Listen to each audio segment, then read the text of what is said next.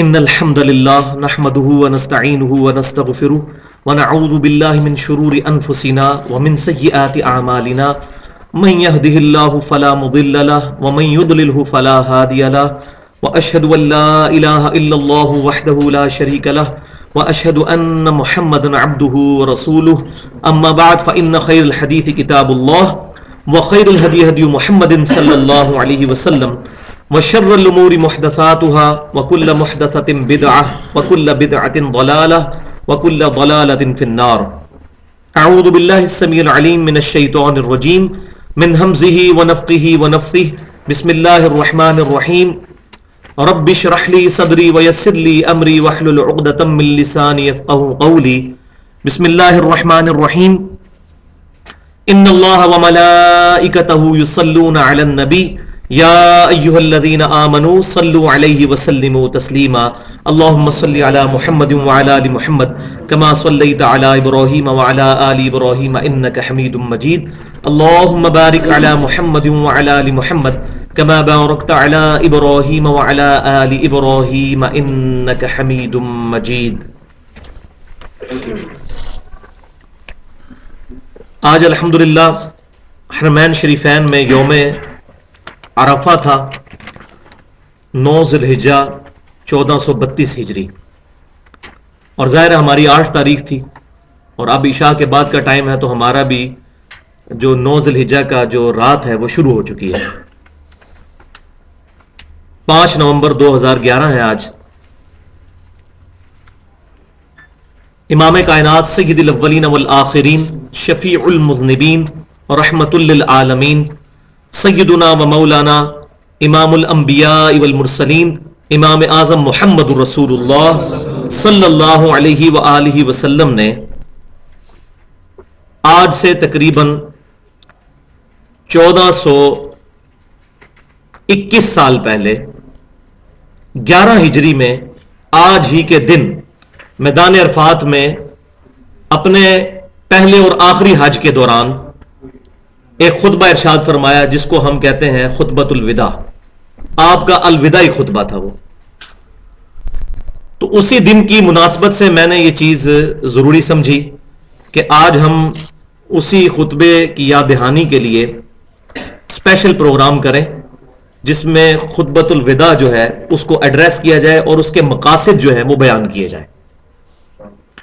تو آج کے لیکچر کا ٹاپک ہے امام الانبیاء صلی اللہ علیہ وسلم کی دعوت قرآن، اور یہ ٹاپک ہم نے ڈیڈکٹ کیا ہے سورۃ الانعام کی آیت نمبر 19 سے.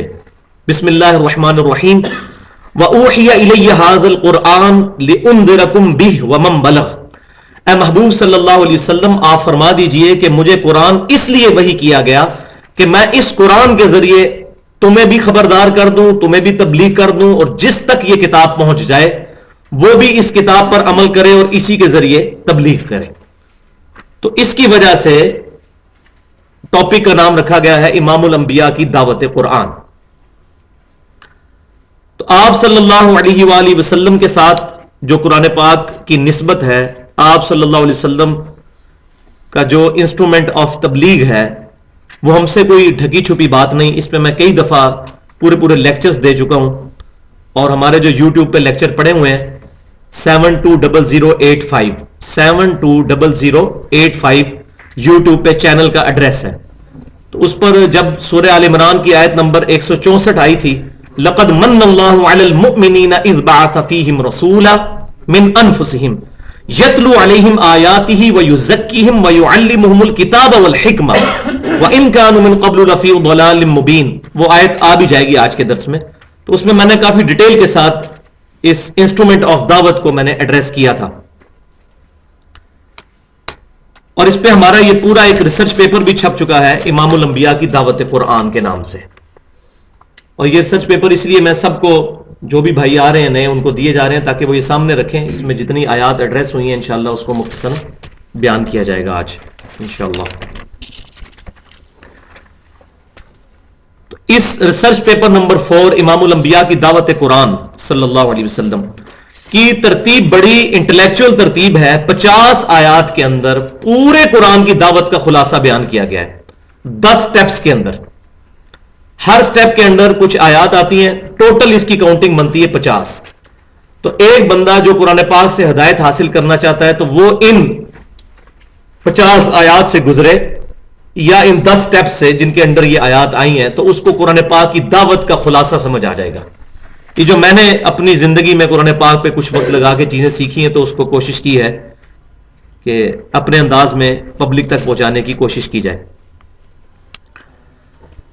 تو قبل اس کے کہ ان آیات کو ایڈریس کیا جائے, میں 8 احادیث بیان کرنا چاہوں گا قرآن پاک کی اہمیت کے حوالے سے, کیونکہ ہمارے معاشرے کے اندر عموماً قرآن پاک کی طرف بہت کم توجہ ہوتی ہے, اور جب کوئی حدیث بیان کی جاتی ہے تو لوگ زیادہ اٹینٹو ہوتے ہیں اس ایشو پر. یہ بدقسمتی ہے ہماری, حالانکہ قرآن بھی اسی زبان مبارک سے نکلا ہے جس سے حدیث نکلی ہے, اور قرآن ہماری دی اونلی ٹیکسٹ بک ہے. حدیث اور سنت ہماری ریفرنس کتابیں ہیں, وہ بھی قرآن نے ان کی طرف ریفر کیا, لیکن اوریجنل بک جس پر دعوت قرآن ہے, جس پر دعوت امام الانبیاء ہے صلی اللہ علیہ وسلم, وہ کتاب اللہ ہے. تو چلے کسی بہانے سے ہی کسی کے دل میں قرآن کی اہمیت پیدا ہو جائے. تو 8 صحیح حدیث, اور یہ 8 کا فگر میں نے اس لیے استعمال کیا کہ جنت کے 8 دروازے ہیں جو صحیح مسلم میں حدیث ہے. جو شخص وضو کرنے کے بعد پڑھ لے اشہد واللہ الہ الا اللہ وحدہ لا شریک لہ واشہد ان محمدا عبدہ ورسولہ, تو اللہ تعالیٰ اس کے لیے جنت کے 8 دروازے کھول دیتا ہے. تو جنت کے 8 دروازوں کی نسبت سے 8 صحیح احادیث میں انشاءاللہ ایڈریس کروں گا. اس کے بعد اس ریسرچ پیپر کو جو آپ کے ہاتھوں میں ہے اس کو انشاءاللہ گو تھرو کریں گے. تو پہلی حدیث صحیح مسلم کے کتاب الجمعہ چیپٹر میں موجود ہے. انٹرنیشنل نمبرنگ کے مطابق 2005 نمبر حدیث ہے, اور حدیث کے راوی ہیں سیدنا جابر بن عبداللہ رضی اللہ تعالی عنہما. وہ کہتے ہیں کہ امام کائنات صلی اللہ علیہ وسلم جب بھی خطبہ دیا کرتے تھے, خصوصاً جمعے کا خطبہ, تو آپ صلی اللہ علیہ وسلم حمد و صلات کے بعد کچھ باتیں ایڈریس کیا کرتے تھے, امپورٹنٹ باتیں. وہ کیا تھیں؟ اما بعد فإن خیر الحدیث کتاب اللہ. آگاہ ہو جاؤ اس کے بعد کہ سب سے بہترین کلام اللہ کی کتاب ہے. وہ خیر الہدی ہدی محمد صلی اللہ علیہ وسلم, اور سب سے ہدایت یافتہ راستہ محمد صلی اللہ علیہ وسلم کا ہے. وشر الامور محدثاتها, اور بدترین کام وہ ہیں جو دین میں نئے داخل کیے جائیں. وکل محدثۃ بدعہ, اور یہ تمام داخل کیے جانے والے کام بدعتیں ہیں. وکل بدعۃ ضلالہ, تمام بدعتیں گمراہیاں ہیں. وکل ضلالۃ فی النار, اور تمام گمراہیاں دوزخ میں لے جانے والی ہیں. تو صحیح مسلم میں میجورٹی الفاظ اس میں سے موجود ہیں. کچھ مسند امام احمد اور سنن نسائی کے بھی اس میں الفاظ موجود ہیں, وہ بھی صحیح سند کے ساتھ ہیں. تو آپ صلی اللہ علیہ وسلم جب بھی تقریر کرتے تو لوگوں کو اس بات کے اوپر ابھارتے ہیں کہ یہ اللہ کی کتاب سب سے بہترین کلام ہے, اس سے اوپر کوئی چیز نہیں ہے. دوسری صحیح حدیث جو آج کے یوم عرفہ کے پوائنٹ آف ویو سے بڑی امپورٹنٹ ہے, وہ المستدرک للحاکم میں کتاب العلم چیپٹر کے اندر صحیح سند کے ساتھ انٹرنیشنل نمبرنگ کے مطابق 318 نمبر حدیث ہے. سیدنا عبداللہ بن عباس رضی اللہ تعالی عنہما روایت کرتے ہیں کہ امام کائنات صلی اللہ علیہ وسلم نے حجۃ الوداع کے موقع پر میدان عرفات میں خطبہ دیتے ہوئے ارشاد فرمایا, میں اپنے بعد تم میں 2 ایسی چیزیں چھوڑ کر جا رہا ہوں جن کو مضبوطی سے پکڑ لو گے تو کبھی گمراہ نہیں ہوگے. ایک اللہ کی کتاب, اور دوسرے اس کے رسول صلی اللہ علیہ وسلم کی سنت. اور ظاہر سنت وہی ہوگی جو صحیح احادیث سے ڈرائیوڈ ہوگی. یہ آگے ٹاپک آ بھی جائے گا. کتاب اللہ اور سنت, یہ 2 چیزیں. تیسری حدیث صحیح مسلم میں کتاب الحج چیپٹر کے اندر انٹرنیشنل نمبرنگ کے مطابق 2950 نمبر حدیث ہے, اور یہ بڑی زبردست حدیث ہے. اس کے راوی بھی جابر بن عبداللہ رضی اللہ تعالی عنہما ہے. حجۃ الوداع کی جو حدیث صحیح مسلم میں ہے وہ یہ حدیث ہے. آپ حیران ہوں گے, اس میں الفاظ یہ ہیں کہ جابر بن عبداللہ رضی اللہ تعالیٰ عنہما کہتے ہیں کہ نبی صلی اللہ علیہ وسلم نے اپنی گفتگو کنکلوڈ کرتے ہوئے ارشاد فرمایا کہ اے لوگوں, بے شک میں اپنے بعد تم میں وہ چیز چھوڑ کر جا رہا ہوں, اگر تم نے اس کو مضبوطی سے پکڑ لیا تم کبھی گمراہ نہیں ہوگے، اور وہ اللہ کی کتاب ہے. یعنی کتاب اور سنت کا تو بیان تھا، لیکن کتاب اللہ پر اتنا ایمفسائز تھا کہ صحیح مسلم کے خطبے میں صرف کتاب اللہ کے الفاظ ہیں، کیونکہ سنت کو ماننا اصل میں کتاب اللہ ہی کو ماننا ہے. کتاب اللہ ہی نے سنت کی طرف ریفر کیا، اطیعوا اللہ و اطیعوا الرسول. تو کتاب اللہ کی وجہ سے ہی ہم سنت کو مانتے ہیں. تو یہ الفاظ کتنے زبردست ہیں. ان الفاظ کے بعد آپ صلی اللہ علیہ وسلم میں صحیح مسلم میں الفاظ ہیں، جب یہ آپ نے فرمایا کہ وہ چیز چھوڑ کر جا رہا ہوں، اگر مضبوطی سے پکڑ لو گے کبھی گمراہ نہیں ہوگے، اور وہ اللہ کی کتاب ہے. پھر آپ صلی اللہ علیہ وسلم نے صحابہ کرام علیہم رضوان کی طرف متوجہ ہو کر فرمایا کہ کیا میں نے اپنے رب کا پیغام تم تک پہنچا دیا؟ اگر قیامت والے دن اللہ تم سے میرے بارے میں پوچھے گا تو تم کیا کہو گے؟ تو تمام صحابہ کرام علیہم رضوان نے بیک زبان یہ بات کہی کہ اللہ کے رسول صلی اللہ علیہ وسلم، آپ نے اللہ کا پیغام پہنچا دیا، اس کا حق ادا کر دیا، اور آپ نے ہماری بڑی خیر خواہی فرمائی. پھر آپ صلی اللہ علیہ وسلم نے اپنی شہادت کی انگلی بلند کی آسمان کی طرف، ایک دفعہ آسمان کی طرف، پھر نیچے، 3 دفعہ ایسے آپ نے کیا، اور کہا اللہم اشہد اللہم اشہد اللہم اشہد، اے اللہ گواہ رہنا، اے اللہ گواہ رہنا، اے اللہ گواہ رہنا. تو آپ صلی اللہ علیہ وسلم نے اللہ تعالیٰ کو گواہ بنا لیا اس بات پر کہ امت محمدیہ صلی اللہ علیہ وسلم نے یہ بات ایکسپٹ کر لی کہ آپ صلی اللہ علیہ وسلم نے دعوت قرآن ان تک پہنچا دی ہے. چوتھی حدیث صحیح بخاری اور صحیح مسلم کی متفق علیہ حدیث ہے. صحیح بخاری کے کتاب الفضائل قرآن چیپٹر میں انٹرنیشنل نمبرنگ کے مطابق 4981 نمبر حدیث ہے، اور صحیح مسلم کے کتاب الایمان میں انٹرنیشنل نمبرنگ کے مطابق 385 نمبر حدیث ہے.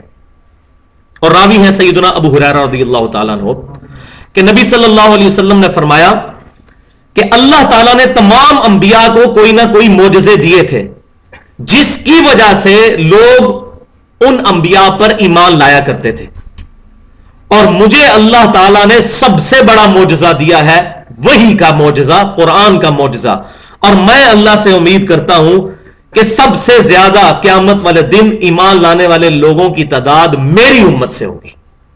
اور وہ ہمیں پتہ ہے صحیح بخاری اور مسلم کی متفق علیہ حدیث ہے کہ امام کائنات صلی اللہ علیہ وسلم نے فرمایا کہ جنتیوں کا نصف امت محمدیہ سے ہوگا صلی اللہ علیہ وسلم. کیوں؟ کہ اس امت کا معجزہ بہت بڑا ہے، کتاب اللہ بہت بڑا معجزہ ہے. وہاں سے مجھے قرآن پاک بھی پکڑا دیجیے گا کوئی ایک سا. تو یہ اتنا بڑا معجزہ ہے کہ اس کی وجہ سے اس امت کی تعداد قیامت والے دن تمام امتوں سے بڑھ کر ہوگی. بلکہ سنن ابن ماجہ میں صحیح حدیث یہ بھی موجود ہے کہ جنتیوں کی 120 میں سے 80 صفیں میری امت سے ہوں گی، نبی صلی اللہ علیہ وسلم نے ارشاد فرمایا. اور آج ہم نے پریکٹیکل یہ چیز دیکھ بھی لی ہے. 11 ستمبر 2001 کے بعد صرف 9 مہینے کے اندر 34,000 امریکنز نے اسلام قبول کیا ہے، قرآن پاک کا ترجمہ انگریزی میں پڑھ کر. کسی مولوی کی تقریر سن کے نہیں، قرآن کا ترجمہ انگریزی میں پڑھ کر. یہ پلین ٹروتھ میگزین ہے امریکہ کا، اس کے فگرز ہیں. اور آپ کو یاد ہوگا کلنٹن 2007 میں جب آیا تھا پاکستان، اس نے جیو کو انٹرویو دیتے ہوئے کہا تھا اسلام is the fastest growing religion ان امریکہ. امریکہ میں سب سے تیزی کے ساتھ پھیلنے والا دین اسلام ہے. اور وہ پریڈکٹ کر رہے ہیں کہ 2050 تک مسلمانوں کی تعداد سب سے زیادہ ہو جائے گی امریکہ کے اندر اس قرآن کی وجہ سے. تو یہ آج بات کھلی ہے کہ میرا معجزہ سب سے بڑا ہے. اور ڈاکٹر اقبال نے بڑی پیاری بات کی تھی کہ میں نے تاریخ سے یہی سبق سیکھا ہے کہ کبھی مسلمانوں نے اسلام یا قرآن کی حفاظت نہیں کی، یہ اسلام اور قرآن تھا جس نے مسلمانوں کی حفاظت کی ہے. آج دیکھیں ہم لوگ فیل ہو چکے تھے کریکٹر کے اعتبار سے، اپنے اعمال کے اعتبار سے. اللہ تعالیٰ نے غیر مسلموں کو قرآن کی وجہ سے ہدایت دے دی ہے اور دعوت و تبلیغ کا کام شروع ہو گیا ہے. ایک ایک بندہ کرسچنز کے ٹیمپلز میں جا کے دعوت پیش کر رہا ہے، جو انہی کے پریسٹ جو ہیں جیوز کے اور کرسچنز کے مسلمان ہو کر، ایون ہندو بھی مسلمان ہو رہے ہیں قرآن پاک کا ترجمہ پڑھ کر. یہ اب ہماری بدبختی ہے کہ سب کانٹیننٹ کے اندر مولوی ہمیں یہ پڑھاتا ہے قرآن حدیث ڈائریکٹ نہ پڑھنا گمراہ ہو جاؤ گے. کیوں؟ اس کو پتا ہے جب قرآن پڑھے گا تو ہمارے والے عقیدے نہیں رکھے گا، جب صحیح بخاری اور صحیح مسلم پڑھ لے گا پھر نماز ہمارے طریقے سے نہیں پڑھے گا. اس کو تو ٹینشن پڑ جائے گی، اس کی تو روٹیاں بند ہوں گی۔ 5ویں حدیث صحیح مسلم میں کتاب الفضائل چیپٹر میں، یہ میری فیورٹ ترین حدیث ہے احادیث میں سے، اسی لیے ہم نے اپنے منہج پہ بھی حدیث لکھی ہوئی ہے۔ اس کو کہتے ہیں غدیر خم کی حدیث، اور یہ اہل سنت اور اہل تشیع کے درمیان کامن حدیث ہے، غدیر خم کی حدیث۔ صحیح مسلم کتاب الفضائل انٹرنیشنل نمبرنگ کے مطابق 4 سندیں ہیں، 6225، 6226، 6227 اور 6228، اور احادیث کے راوی ہیں سیدنا زید بن ارقم رضی اللہ تعالیٰ عنہ۔ وہ کہتے ہیں کہ نبی صلی اللہ علیہ وسلم حجۃ الوداع سے جب واپس آ رہے تھے تو مکے اور مدینے کے درمیان ایک خم نامی گاؤں تھا، غدیر خم، جہاں آپ صلی اللہ علیہ وسلم نے روٹین سے ہٹ کر سب لوگوں کو جمع کیا، اونٹ کے پالان کا ممبر بنایا گیا، آپ صلی اللہ علیہ وسلم اس ممبر پر چڑھ کر آپ صلی اللہ علیہ وسلم نے خطبہ ارشاد فرمایا، جس کے الفاظ صحیح آپ اندازہ لگا لیں گے، اور اس کی امپورٹنس اتنی زیادہ ہے کہ یہ حجۃ الوداع کے خطبے کے بھی بعد والا خطبہ ہے، اس کو بھی سپرسیڈ کرنے والا خطبہ ہے۔ الفاظ کیا ہیں؟ اے لوگوں آگاہ ہو جاؤ، میں بھی ایک انسان ہوں، قریب ہے کہ اللہ کا قاصد یعنی موت کا فرشتہ میرے پاس آئے اور میں اس کی دعوت قبول کر لوں۔ میں اپنے بعد تم میں 2 بھاری چیزیں چھوڑ کر جا رہا ہوں، ان میں سے پہلی چیز اللہ کی کتاب ہے، اس میں ہدایت ہے، اس میں نور ہے، تم اللہ کی کتاب کو پکڑو، اپنا تعلق اس کتاب کے ساتھ مضبوط کرو۔ اللہ کی کتاب اللہ کی رسی ہے، جو اس کو پکڑے گا وہ ہدایت پر ہوگا، جو اس کو چھوڑ دے گا وہ گمراہ ہو جائے گا۔ اور پھر زید بن ارقم کہتے ہیں نبی صلی اللہ علیہ وسلم ہمیں ترغیب دلاتے رہے، اللہ کی کتاب، اللہ کی کتاب، اللہ کی کتاب، ترغیب دلاتے رہے۔ اور پھر فرمایا کہ دوسری بھاری چیز میرے اہل بیت ہیں، میں اپنے اہل بیت کے معاملے میں تمہیں اللہ سے ڈراتا ہوں، میں اپنے اہل بیت کے معاملے میں تمہیں اللہ سے ڈراتا ہوں۔ کیوں کہ نبی صلی اللہ علیہ وسلم کو یہ غیبی خبر اللہ کی طرف سے دی جا چکی تھی کہ آپ کی امت آپ صلی اللہ علیہ وسلم کے اہل بیت کے ساتھ آپ کی وفات کے بعد برا سلوک کرے گی، لہذا جن لوگوں نے بھی سیدنا حسین رضی اللہ تعالی عنہ کو ڈائریکٹلی شہید کیا، عبید اللہ ابن زیاد گورنر یا اس کو مختص کرنے والا یزید بن معاویہ، ان دونوں فاسق اور فاجر اشخاص کا معاملہ ہم اللہ کے سپرد کرتے ہیں، وہ تو اللہ تعالیٰ ان سے حساب لے گا، ہم ان کے معاملے میں خاموشی اختیار کرتے ہیں۔ البتہ اس کا یہ مطلب نہیں ہے کہ وہ اس جرم کی وجہ سے جو ہے وہ ہماری عزت کے مستحق رہیں گے کہ ہم ان کو پروٹوکول دیں، کوئی پروٹوکول نہیں ہے، ہم ان سے کوئی محبت نہیں کرتے۔ اور امام ابن تیمیہ رحمۃ اللہ علیہ اگرچہ نرم گوشہ رکھتے تھے، اس کے باوجود انہوں نے یہ بات لکھی ہے کہ ہم یزید سے کوئی محبت نہیں کرتے، ہم سیدنا حسین سے محبت کرتے ہیں، اور ہمیں ہونی بھی چاہیے، کیونکہ جامعہ ترمذی میں صحیح حدیث ہے کہ سیدنا حسن اور حسین جنتی نوجوانوں کے سردار ہیں۔ اسی طریقے سے جن لوگوں نے اہل بیت میں سے نبی صلی اللہ علیہ وسلم کی بیویوں کے بارے میں زبان درازی کی، رافضیوں نے، خصوصاً سیدہ عائشہ کے بارے میں، ہم ان کا معاملہ بھی اللہ کے سپرد کرتے ہیں، ہم ایسے لوگوں سے بھی کوئی محبت نہیں کرتے۔ اور یزید بن معاویہ کی آڑ کے اندر جن لوگوں نے سیدنا معاویہ رضی اللہ تعالیٰ عنہ کے اوپر زبان درازی کی، ہم ان سے بھی کوئی محبت نہیں کرتے، ہم سیدنا معاویہ رضی اللہ تعالیٰ عنہ کے ساتھ محبت کرتے ہیں، اور ان کی جو اجتہادی غلطیاں ہیں وہ اللہ تعالیٰ معاف کرے گا، ہم ان کے بارے میں اپنی زبان نہیں کھولتے۔ چھٹی حدیث صحیح بخاری کی، اور یہ اس کے ساتھ کمپلیمنٹری حدیث ہے۔ کیوں کہ یہ جو غدیر خم کی حدیث ہے یہ بعض کتابوں میں موجود ہے اہل سنت کی صحیح سند کے ساتھ، ان میں مزید الفاظ بھی موجود ہیں کہ نبی صلی اللہ علیہ وسلم نے سیدنا علی کا ہاتھ اپنے ہاتھوں میں لے کر صحابہ کرام علیہ رضوان سے پوچھا، کیا میں مومنین کی جانوں پر ان سے زیادہ حقدار نہیں ہوں؟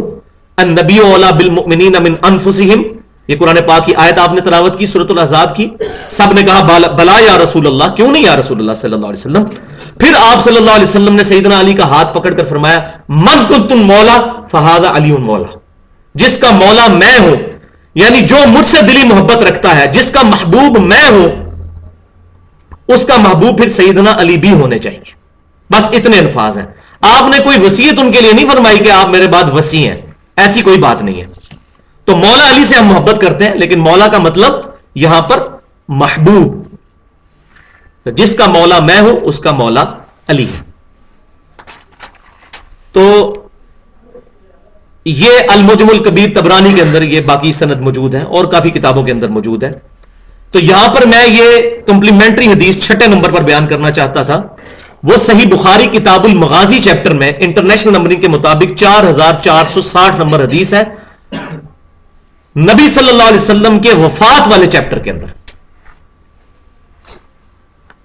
کہ عبداللہ بن ابی اوفا رضی اللہ تعالی عنہ المتوفا 86 ہجری, جو حضور صلی اللہ علیہ وسلم کی وفات کے بعد 75 سال تک زندہ رہے. آپ رضی اللہ تعالیٰ عنہ آخر میں فوت ہونے والے صحابہ میں سے ہیں.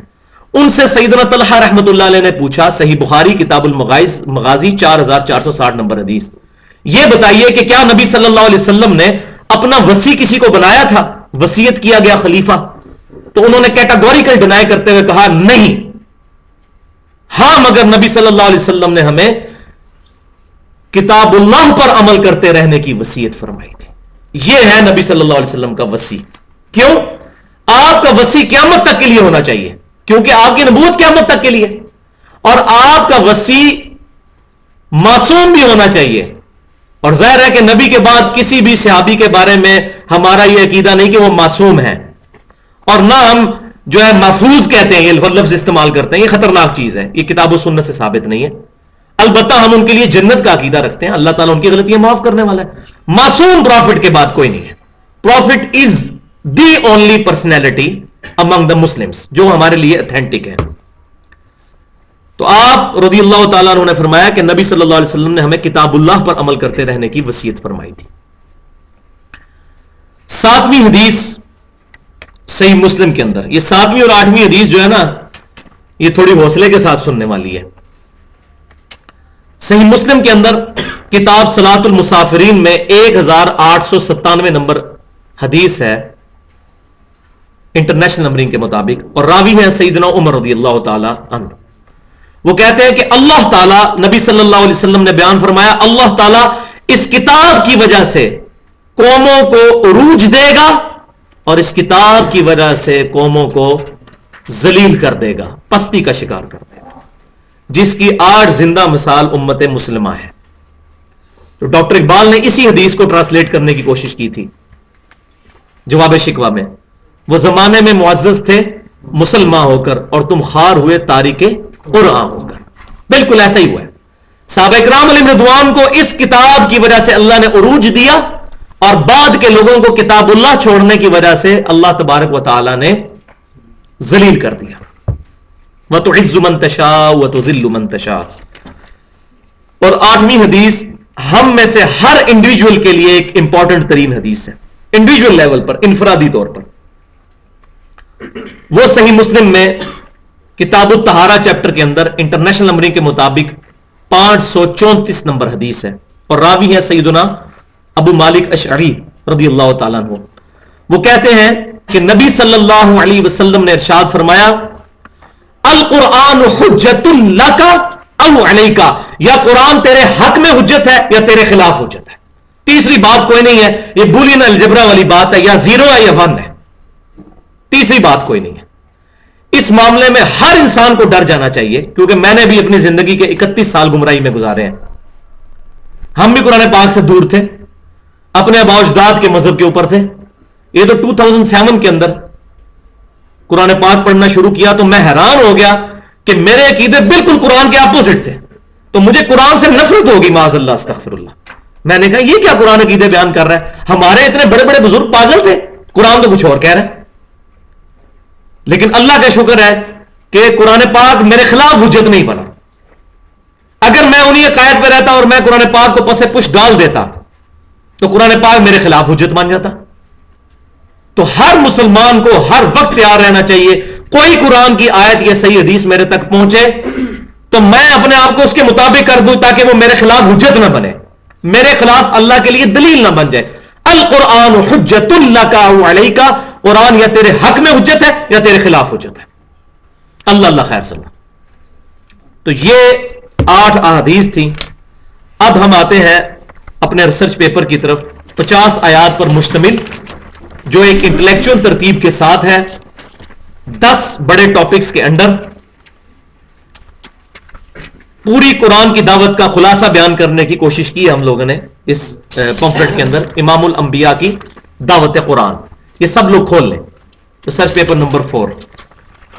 تو اس میں 10 ٹاپکس ہیں. پہلا ٹاپک بغیر ہیڈنگ کے ہے، وہ صرف الفاظ کے اندر ہی ہے کہ سیدنا محمد رسول اللہ صلی اللہ علیہ وسلم کی مبارک تعلیمات وحی یعنی قرآن اور اس کی تفسیر صحیح احادیث شک سے 100% پاک، محفوظ اور صحیح حالت میں ہمارے پاس موجود اور سمجھنے کے لیے آسان ہے.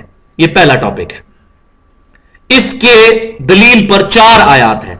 اب میں آیات کا ترجمہ پڑھتا جاؤں گا، زیادہ ڈیٹیل میں نہیں جاؤں گا، جہاں ضرورت پڑی تھوڑی بہت کروں گا تاکہ ہم ود ان ٹائم اس کو ختم کر لیں. تو پہلی آیت ہے اس میں سورۃ البقرہ کی آیت نمبر 2. ذالک الکتاب لا ریب فیہ، یہ ہے وہ کتاب جس میں کوئی شک کی جگہ نہیں ہے. ھدی للمتقین، ہدایت ہے ڈرنے والوں کے لیے.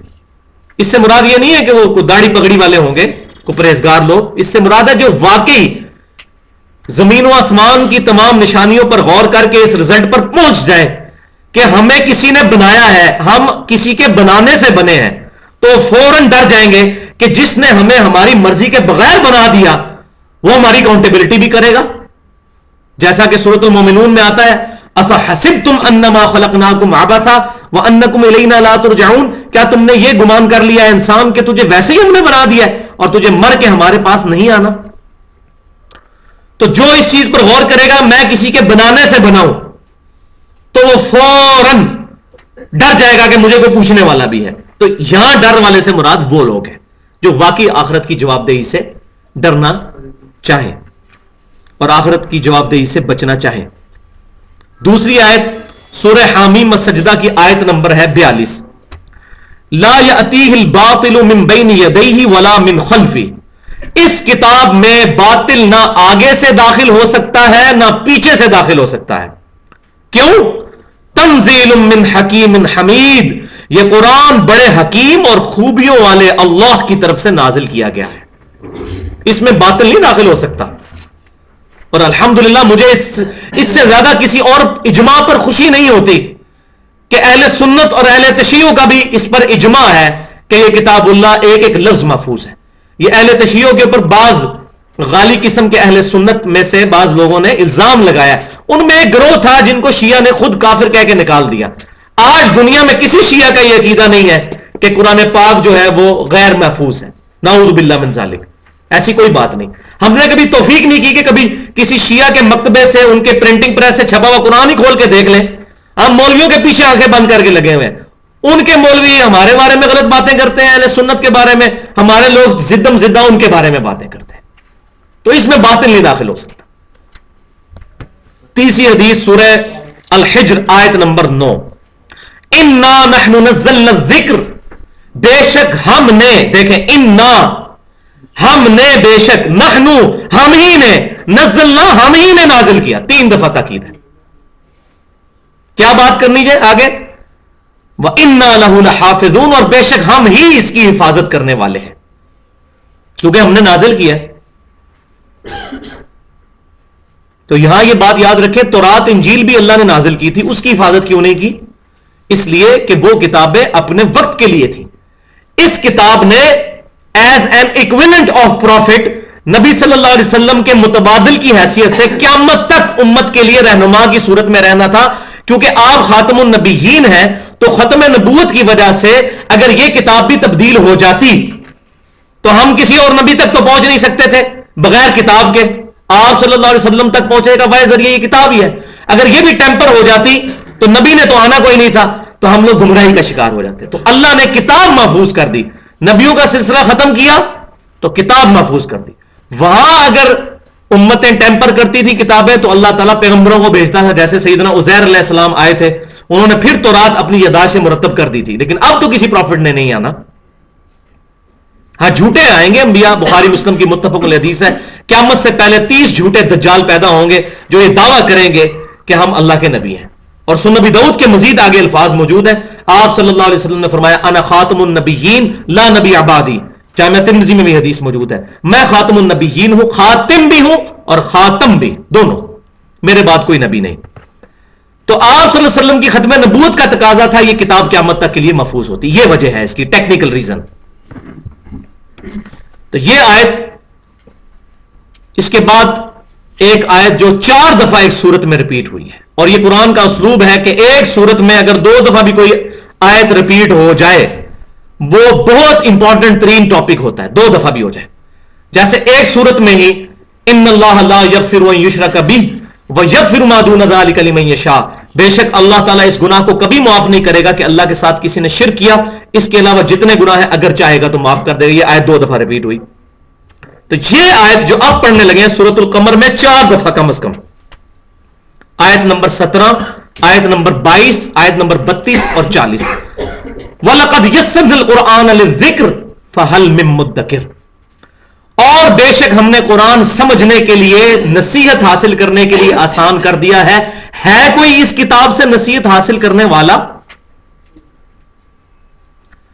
قرآن پاک دنیا کی آسان ترین کتاب بھی ہے اور مشکل ترین کتاب بھی ہے، ہدایت کے لیے اور یاد دہانی کے لیے اور تذکیر کے لیے، جو صرف یہ انسان کی ضرورت ہے۔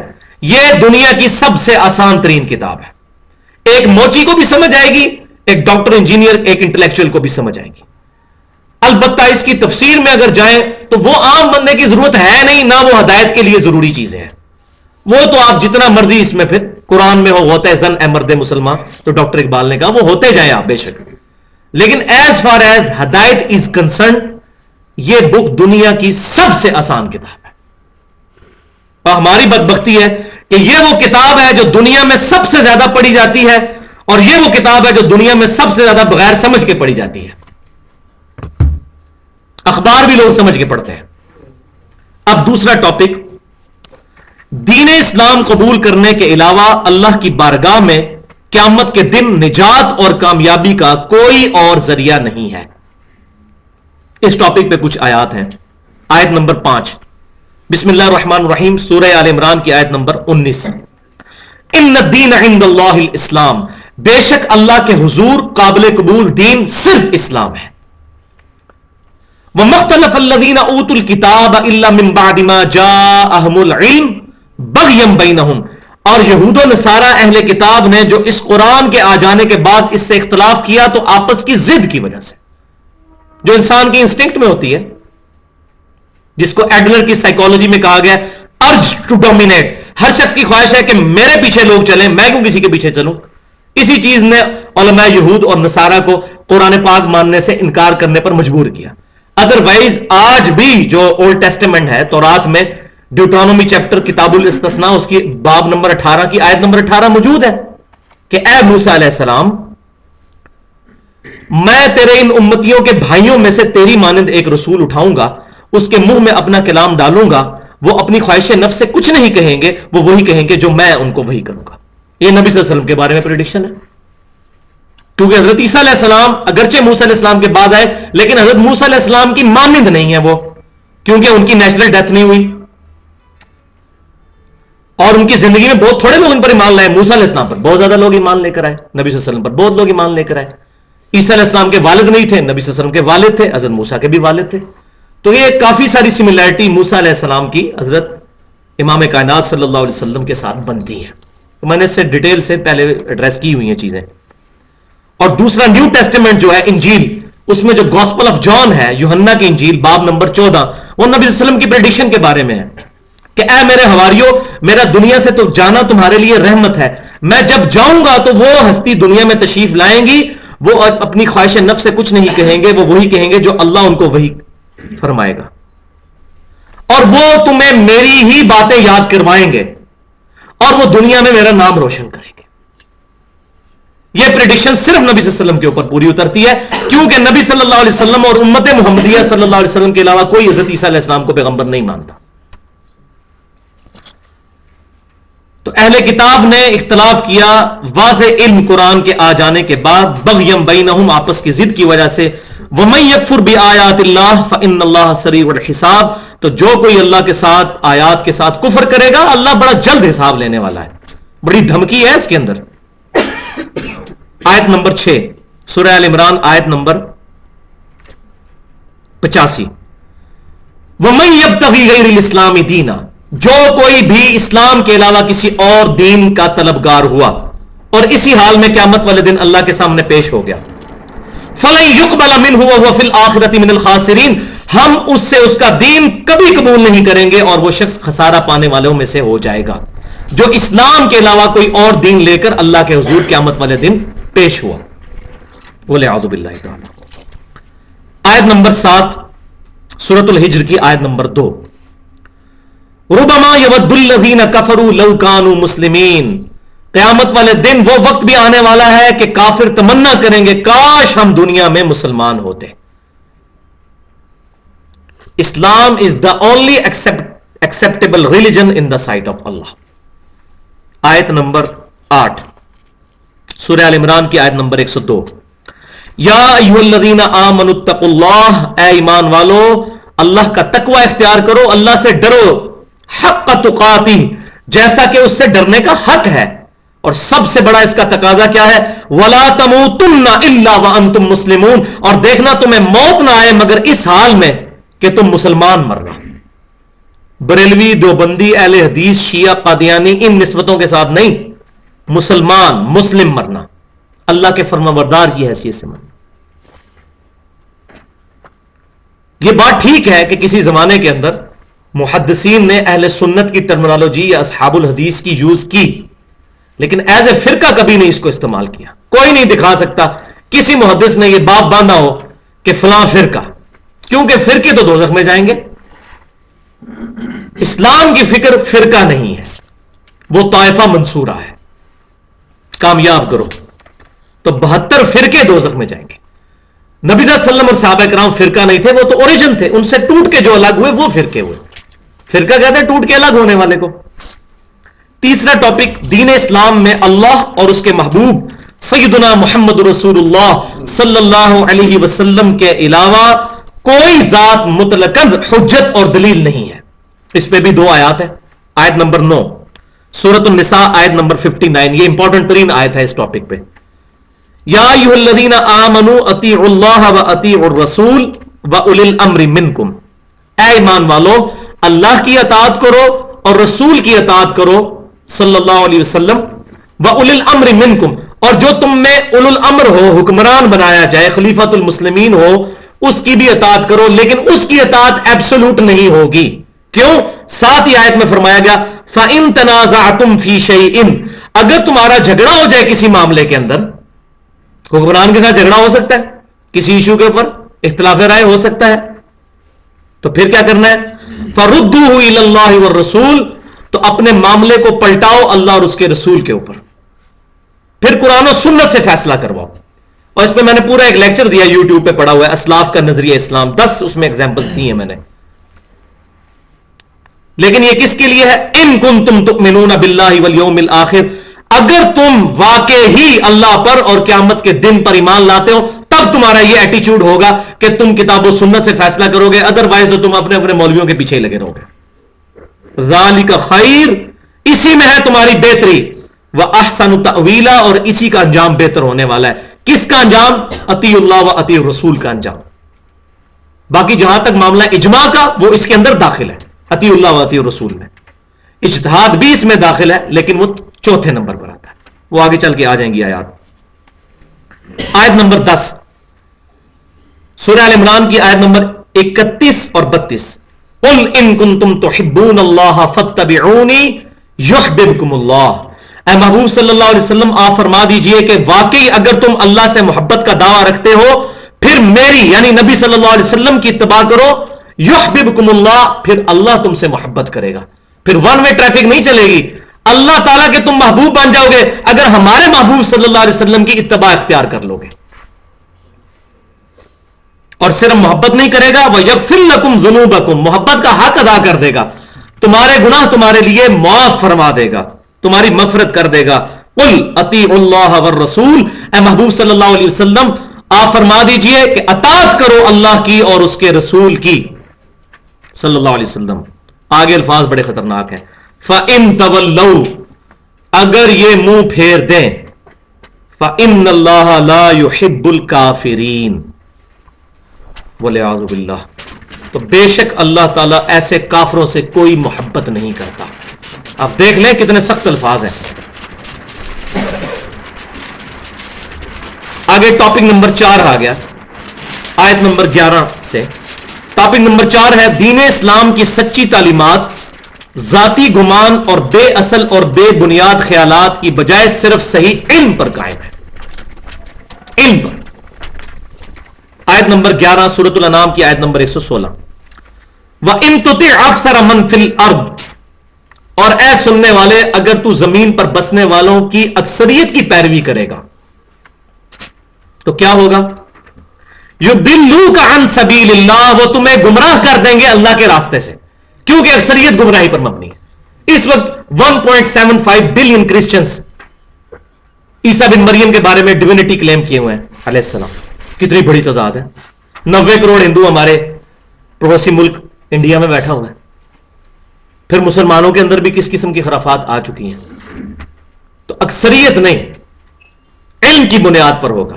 اکثریت نہیں ورنہ ایران کے اندر شیعہ حق پہ ہیں, سعودی عرب میں اہل حدیث حق پہ ہیں, پاکستان میں بریلوی حق پہ ہیں اور بنگلہ دیش میں دیوبندی حق پہ ہیں. یہ تماشا لگ جائے گا پھر. تو اسلام کہتا ہے علم کے اوپر بنیاد ہوگی تعداد پہ نہیں ہوگی. يَتَّبِعُونَ إِلَّا الظَّنَّ ان کی اکثریت تو نہیں پیروی کرتی مگر اپنے گمان کی. میرا دل یہ کہتا ہے جی, میرا وجدان یہ کہتا ہے.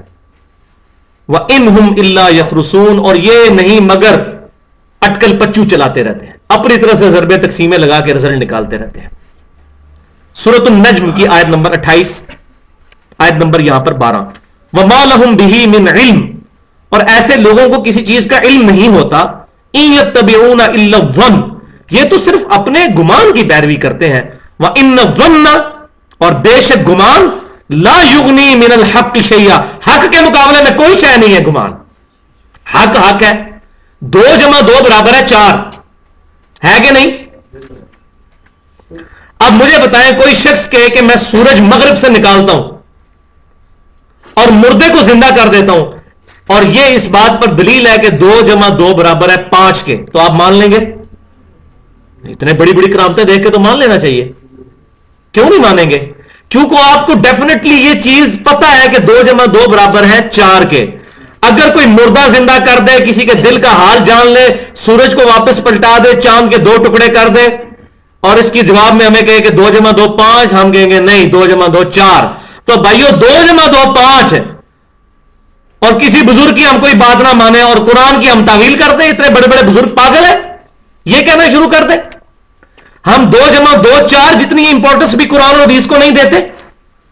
شرم کا مقام ہے ہمارے لیے. فارمولہ ہم غلط ماننے کے لیے تیار نہیں ہوں گے کسی کی اتنی بڑی کرامتیں دیکھ کے اور ان لوگوں کی پگڑی اور داڑیوں سے اور خوبصورت شکلوں سے چمڑیوں سے دھوکہ کھا کے ہم ان کی غلط نظریات کے پیچھے چلنا شروع کر دیتے ہیں. یہ ہماری بدبختی ہے. تو قرآن کہتا ہے علم کے اوپر بنیاد. ان الظن لا یغنی من الحق شیئا گمان حق کے مقابلے میں کوئی شے ہی نہیں ہے. پوری دنیا کہنا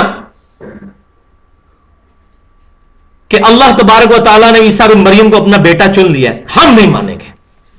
اس وجہ سے نہیں کہ ہم مسلمان ہیں, اس وجہ سے کہ قرآن حق یہ کہہ رہا ہے. مسلمان تو سارے ہی ہیں. یہاں لوگوں نے اگر وہ ابن اللہ کا عقیدہ نہیں رکھا ہوا تو نور من نور اللہ کا عقیدہ رکھ لیا ہوا ہے. تو بات تو 19-20 کا ہی فرق ہے. لم یلد ولم یولد, نہ اللہ میں سے کوئی نکلا نہ اللہ کسی میں سے نکلا. سورہ الزمر کی آیت نمبر 9 یہ اکثر کالجز میں اور سکولوں میں لکھی جاتی ہے, بہت زبردست آیت ہے. قل هل يستوي الذين يعلمون والذين لا يعلمون اے محبوب صلی اللہ علیہ وسلم آپ فرمائیے کہ بھلا بتاؤ تو جو علم رکھتے ہیں اور جو علم نہیں رکھتے وہ برابر ہو سکتے ہیں؟ کبھی نہیں برابر ہو سکتے. جو لوگ کہتے ہیں خود کھول کے بخاری اور مسلم پڑھو کہ نماز کا طریقہ کیا لکھا ہے, اور جو کہہ رہے ہیں کہ بہشتی زیور اور بہار شریعت کھول کے نماز کا طریقہ پڑھو ہمارے بزرگ کیا لکھ گئے ہیں, یہ کیسے برابر ہو سکتے ہیں؟ کبھی نہیں برابر ہو سکتے. علم تو کتابوں میں ہے, وہ آگے آ جائے گا. انما یتذکر اولو الالباب، بے شک نصیحت تو نہیں حاصل کرتے مگر وہ جو اہل عقل ہیں. اسلام دیکھیں کہتا ہے عقل پر بنیاد رکھو. عقل مند جو ہوگا وہ کہے گا جی جو مرضی بھی ہے، جب قرآن میں اور بخاری مسلم میں آ گیا میرا یہی عقیدہ، میرا یہی نظریہ. دو ٹوک بار. تو آیت نمبر آگے 14 نمبر آیت سورہ بنی اسرائیل کی 36 نمبر آیت، جو 10 کمانڈمنٹس کا قرآنک ورژن ہے سورہ بنی اسرائیل میں، آیت نمبر 23 سے لے کر 39 تک. تورات، انجیل اور قرآن کی دعوت کا خلاصہ. اس میں 9th کمانڈ یہ ہے وَلَا تَقْفُ مَا لَيْسَ لَكَ بِهِ عِلْمٌ، اے انسان کسی ایسی چیز کی پیروی مت کرنا جس کے بارے میں تیرے پاس علم نہیں ہے. ان السمع والبصر والفؤاد كل اولئک کان عنہ مسئولا، بے شک کان، آنکھیں اور فواد عقل، اپروپریٹ ٹرانسلیشن اس کی عقل ہے، فائدے والی چیز. دل ترجمہ بعض لوگوں نے کیا، وہ ترجمہ صحیح نہیں، وہ قلب کے لیے. عربی زبان میں کوئی گرامر کی بنیاد نہیں کہ فواد کا ترجمہ ہم کرتے ہیں دل، عقل، عقل والی. فعید عربی زبان میں کہتے ہیں بھجیا کو، نچوڑ جو نکلتا ہے. تو یہ فواد، کان، آنکھیں اور عقل، اس کے بارے میں پوچھا جائے گا ان کو استعمال کیا کہ نہیں. اور علم دو ہی ہیں پھر جو ان 3 حواس سے حاصل ہوتے ہیں. ایک ہے ریویلڈ نالج، وحی کا علم، جو سورۃ البقرہ میں 4 رکوع میں آخری آیات ہے. فَإِمَّا يَأْتِيَنَّكُم مِّنِّي هُدًى قُلْ اهْبِطُوا مِنْهَا جَمِيعًا، اے آدم علیہ السلام ان کی اولاد اب اتر جاؤ زمین پر.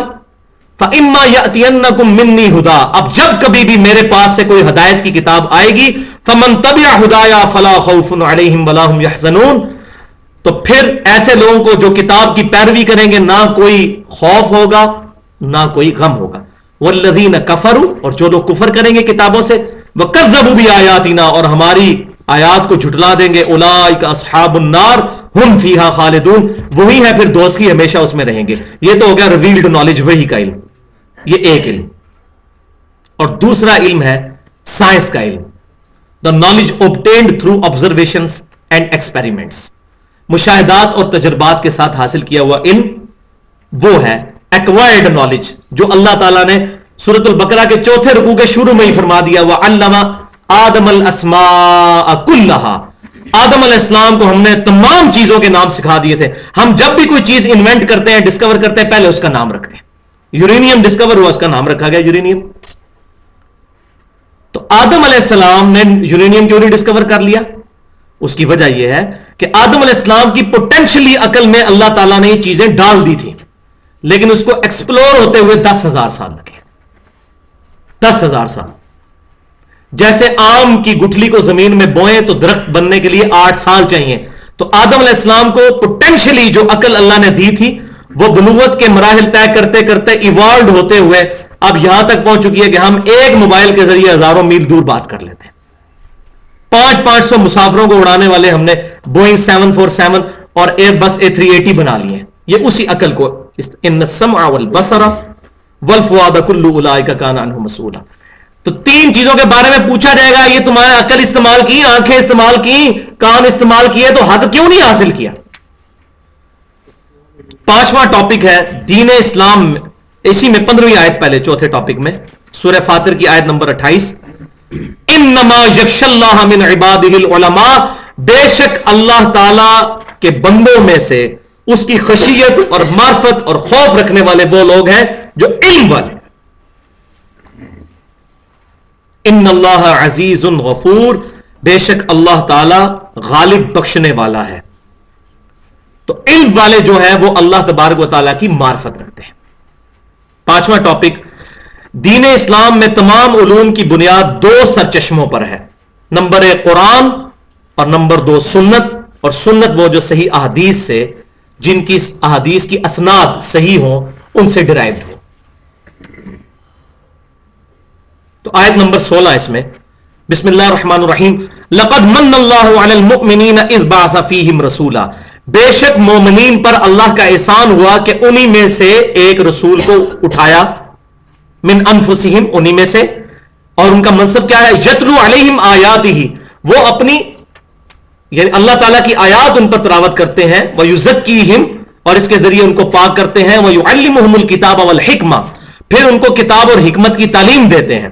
وَإِن كَانُوا مِن قَبْلُ لَفِي ضَلَالٍ مُبِينٍ, اور بے شک اس سے پہلے یہ لوگ کھلی گمراہی میں تھے. کون؟ صحابہ کرام. کتاب اور سنت اور نبی صلی اللہ علیہ وسلم کے آنے سے پہلے صحابہ کرام کھلی گمراہی میں تھے, اور ہم کتاب اور سنت کے آ جانے کے بعد بھی کھلی گمراہی میں ہیں, کیونکہ ہم نے اپنے آپ کو دور رکھا ہوا ہے ان سے. تو کتاب اور سنت کے ساتھ, نبی صلی اللہ علیہ وسلم کے ساتھ رشتہ مضبوط ہوگا تو تب ہم گمراہی سے بچیں گے. تو الحکمہ سے مراد پرائمری تو قرآن ہی ہے, کیونکہ سورہ بنی اسرائیل کی آیت نمبر 39 میں پھر آیا کہ یہ ہے وحی کی باتیں اور حکمت کی باتیں جو ہم آپ کی طرف وحی کرتے ہیں. تو قرآن پہلے نمبر پر حکمت, اور دوسری تمام اہل سنت کی تفاسیر میں حکمت سے مراد سنت ہے.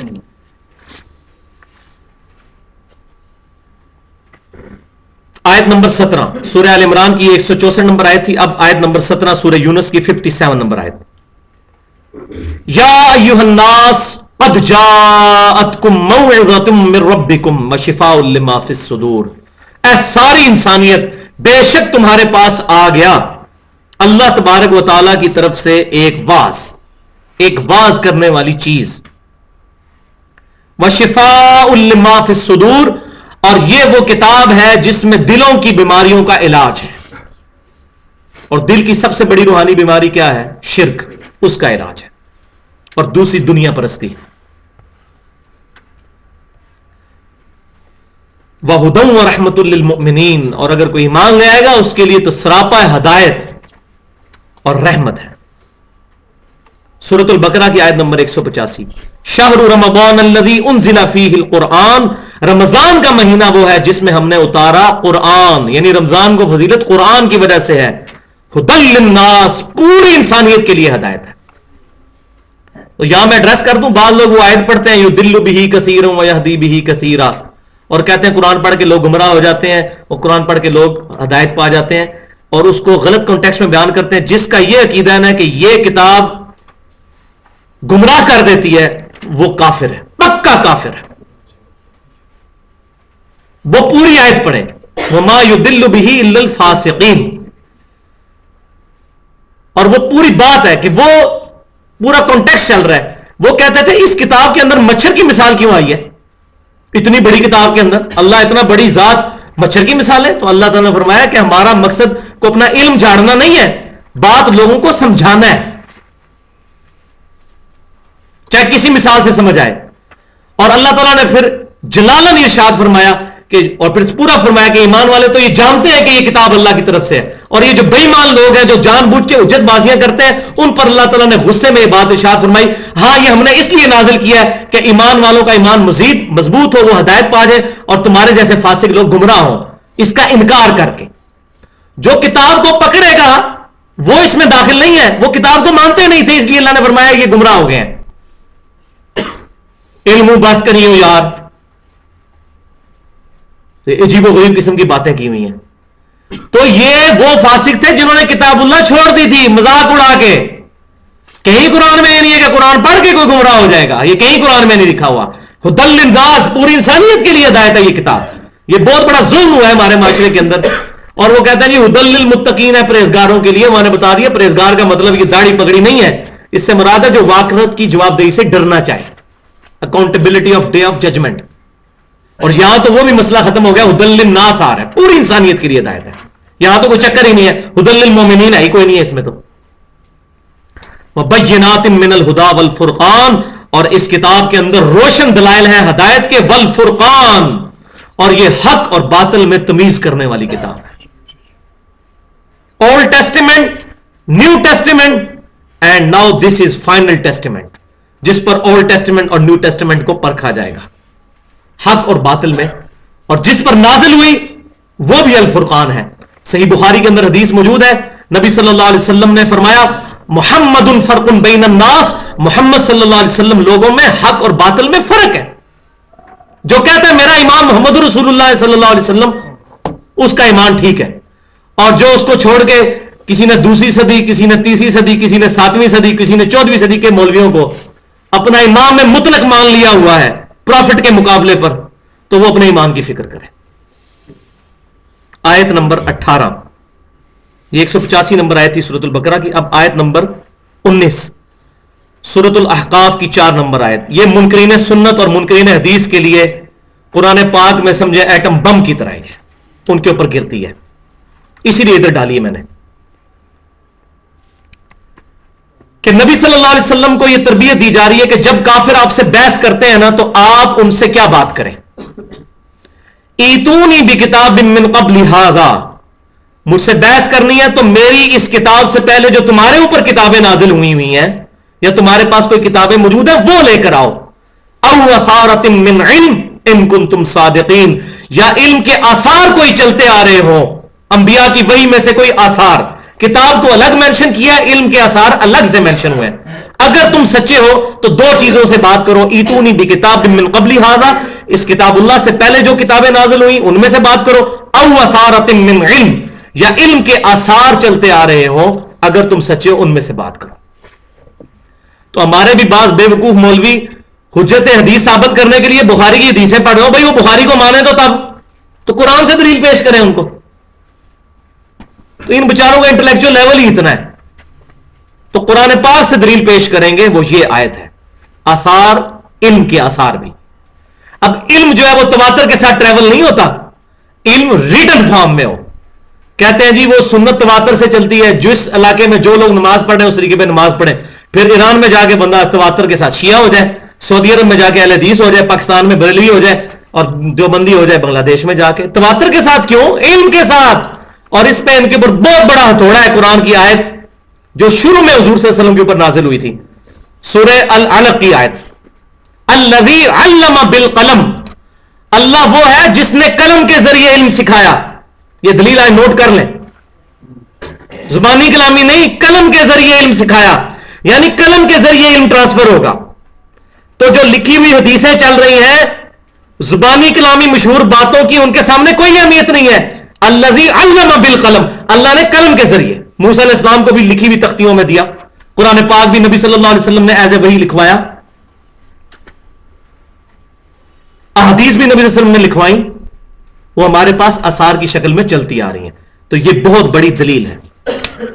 تو تواتر کا مطلب جو لیا جاتا ہے کہ تواتر کے ساتھ سنت ثابت ہوگی, ہاں تواتر اگر قرآن و سنت کے مطابق ہوگا ہمارے سر آنکھوں پر.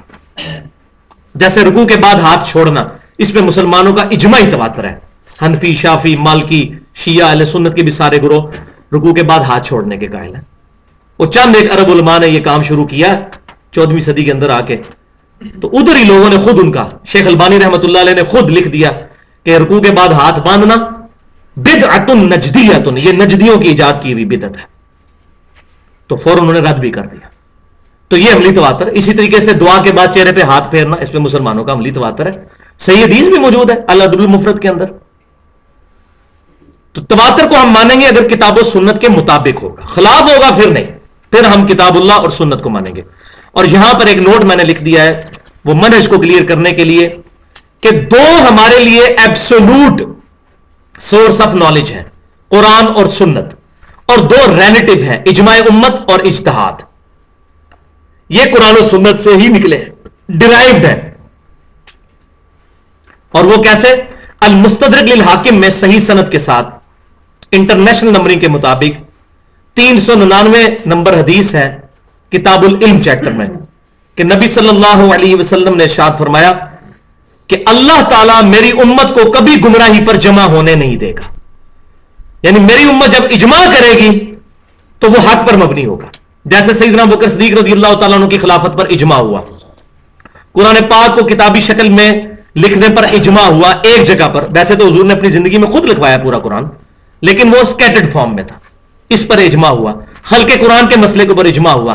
ابھی 14ویں صدی میں بہت بڑا اجماع ہوا ہے قادیانیوں کے غیر مسلم ہونے پر, کہ قادیانی فرقہ چاہے وہ لاہوری ہو یا احمدی ہو وہ دار اسلام سے خارج ہے.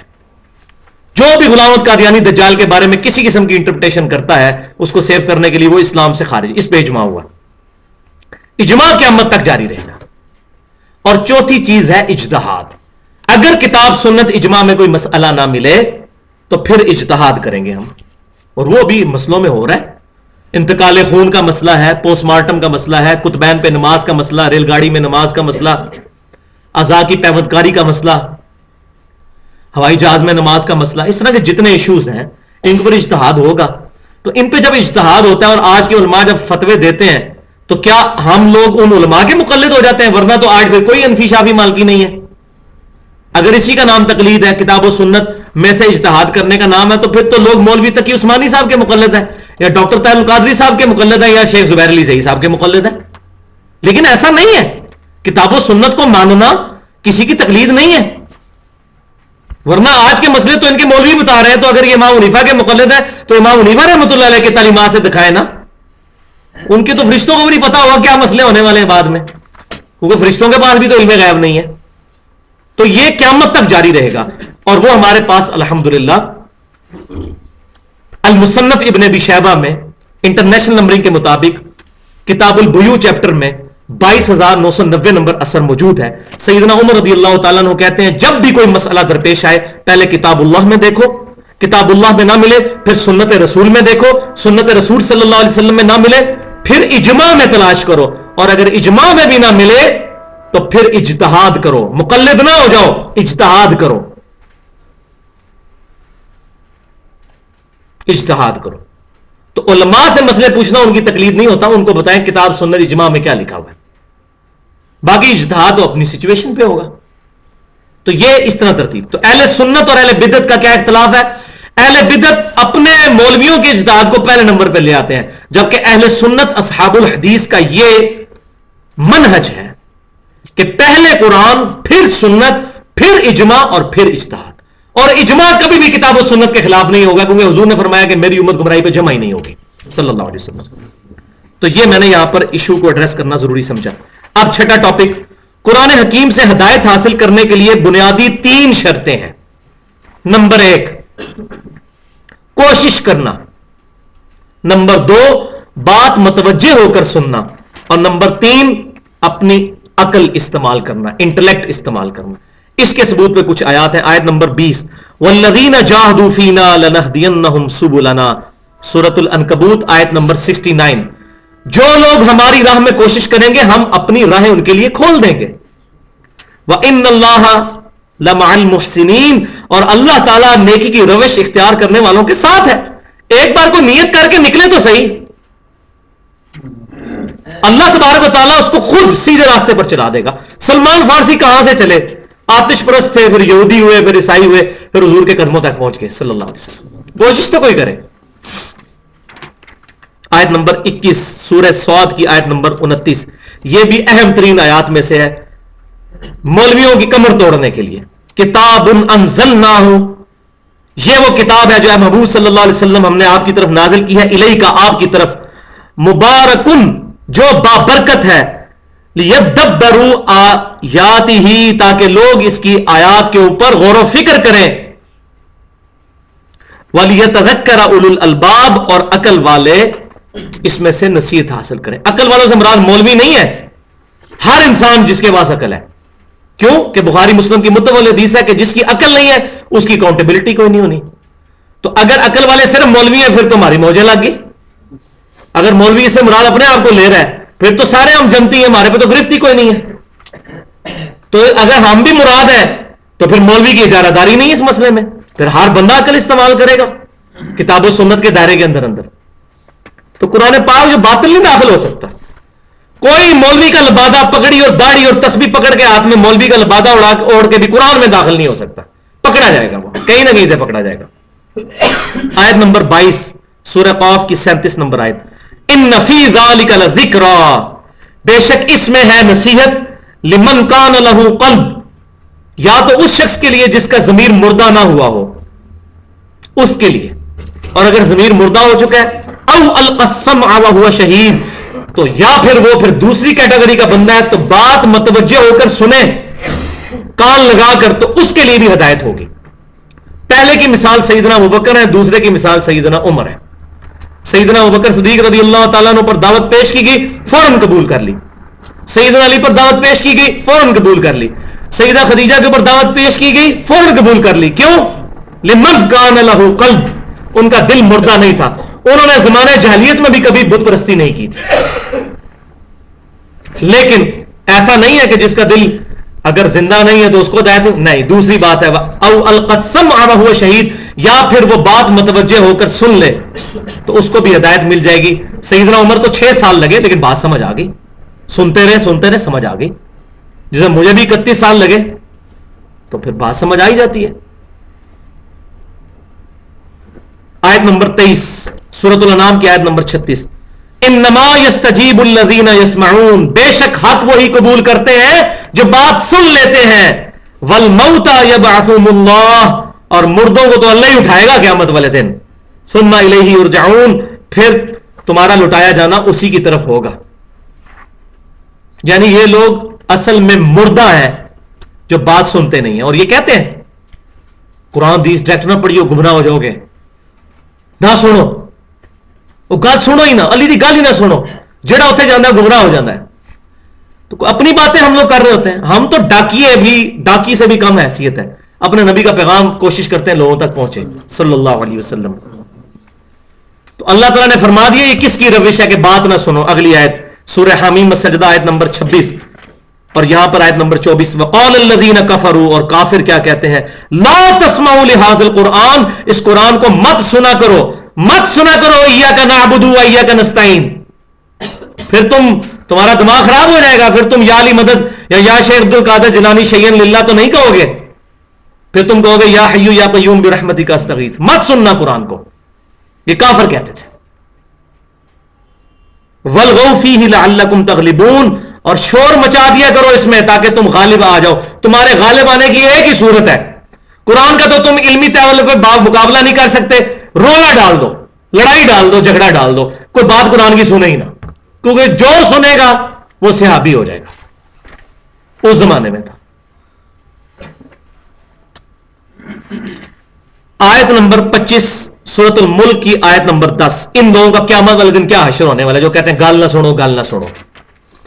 وقالوا لو كنا نسمع او نعقل ما كنا في اصحاب السعير, یہ لوگ قیامت والے دن کہیں گے اگر دنیا میں ہم بات سن لیتے اور اپنی عقل استعمال کر لیتے تو آج ہم دوزخ میں نہ پہنچتے.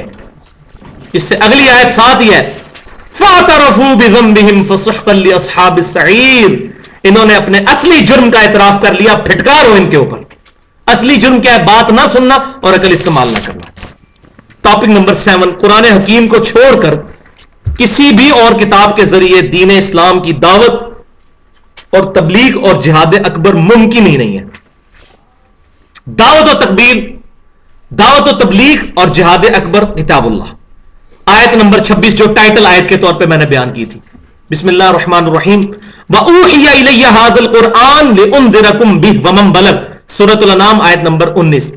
اے محبوب صلی اللہ علیہ وسلم آپ فرما دیجئے قرآن میرے پاس اس لیے وحی کیا گیا تاکہ میں اس کتاب کے ذریعے تمہیں تبلیغ کر دوں, تمہیں ڈر سنا دوں, جس تک یہ کتاب پہنچ جائے وہ بھی اس پر عمل کرے اور اسی کے ذریعے تبلیغ کرے. مولویوں کی لکھی ہوئی کتابوں کے ساتھ تبلیغ نہ کرے. یہاں کیا ہوا ہے, لوگوں نے مولویوں کی کتابیں پکڑا دی ہیں. ایک مکتبہ فکر نے فیضان سنت پکڑا دی ہے, دوسرے نے فضائل اعمال پکڑا دی ہے, تیسرے نے الرحیق المختوم پکڑا دی ہے, چوتھے نے 14 ستارے پکڑا دی ہوئی ہے. نام لینے کی ضرورت نہیں, آپ کو پتا ہے. اور کتاب اللہ پس پشت. آیت نمبر 27 سورہ قاف کی آیت نمبر 45, فذکر بالقرآن من یخاف وعید, اے محبوب صلی اللہ علیہ وسلم اس قرآن کے ذریعے لوگوں کو واعظ کریں, لوگوں کو تذکیر کریں, نصیحت اس کے لیے جو واقعی اللہ کی دھمکی سے ڈرتا ہے, وہ مان لے گا آپ کی بات.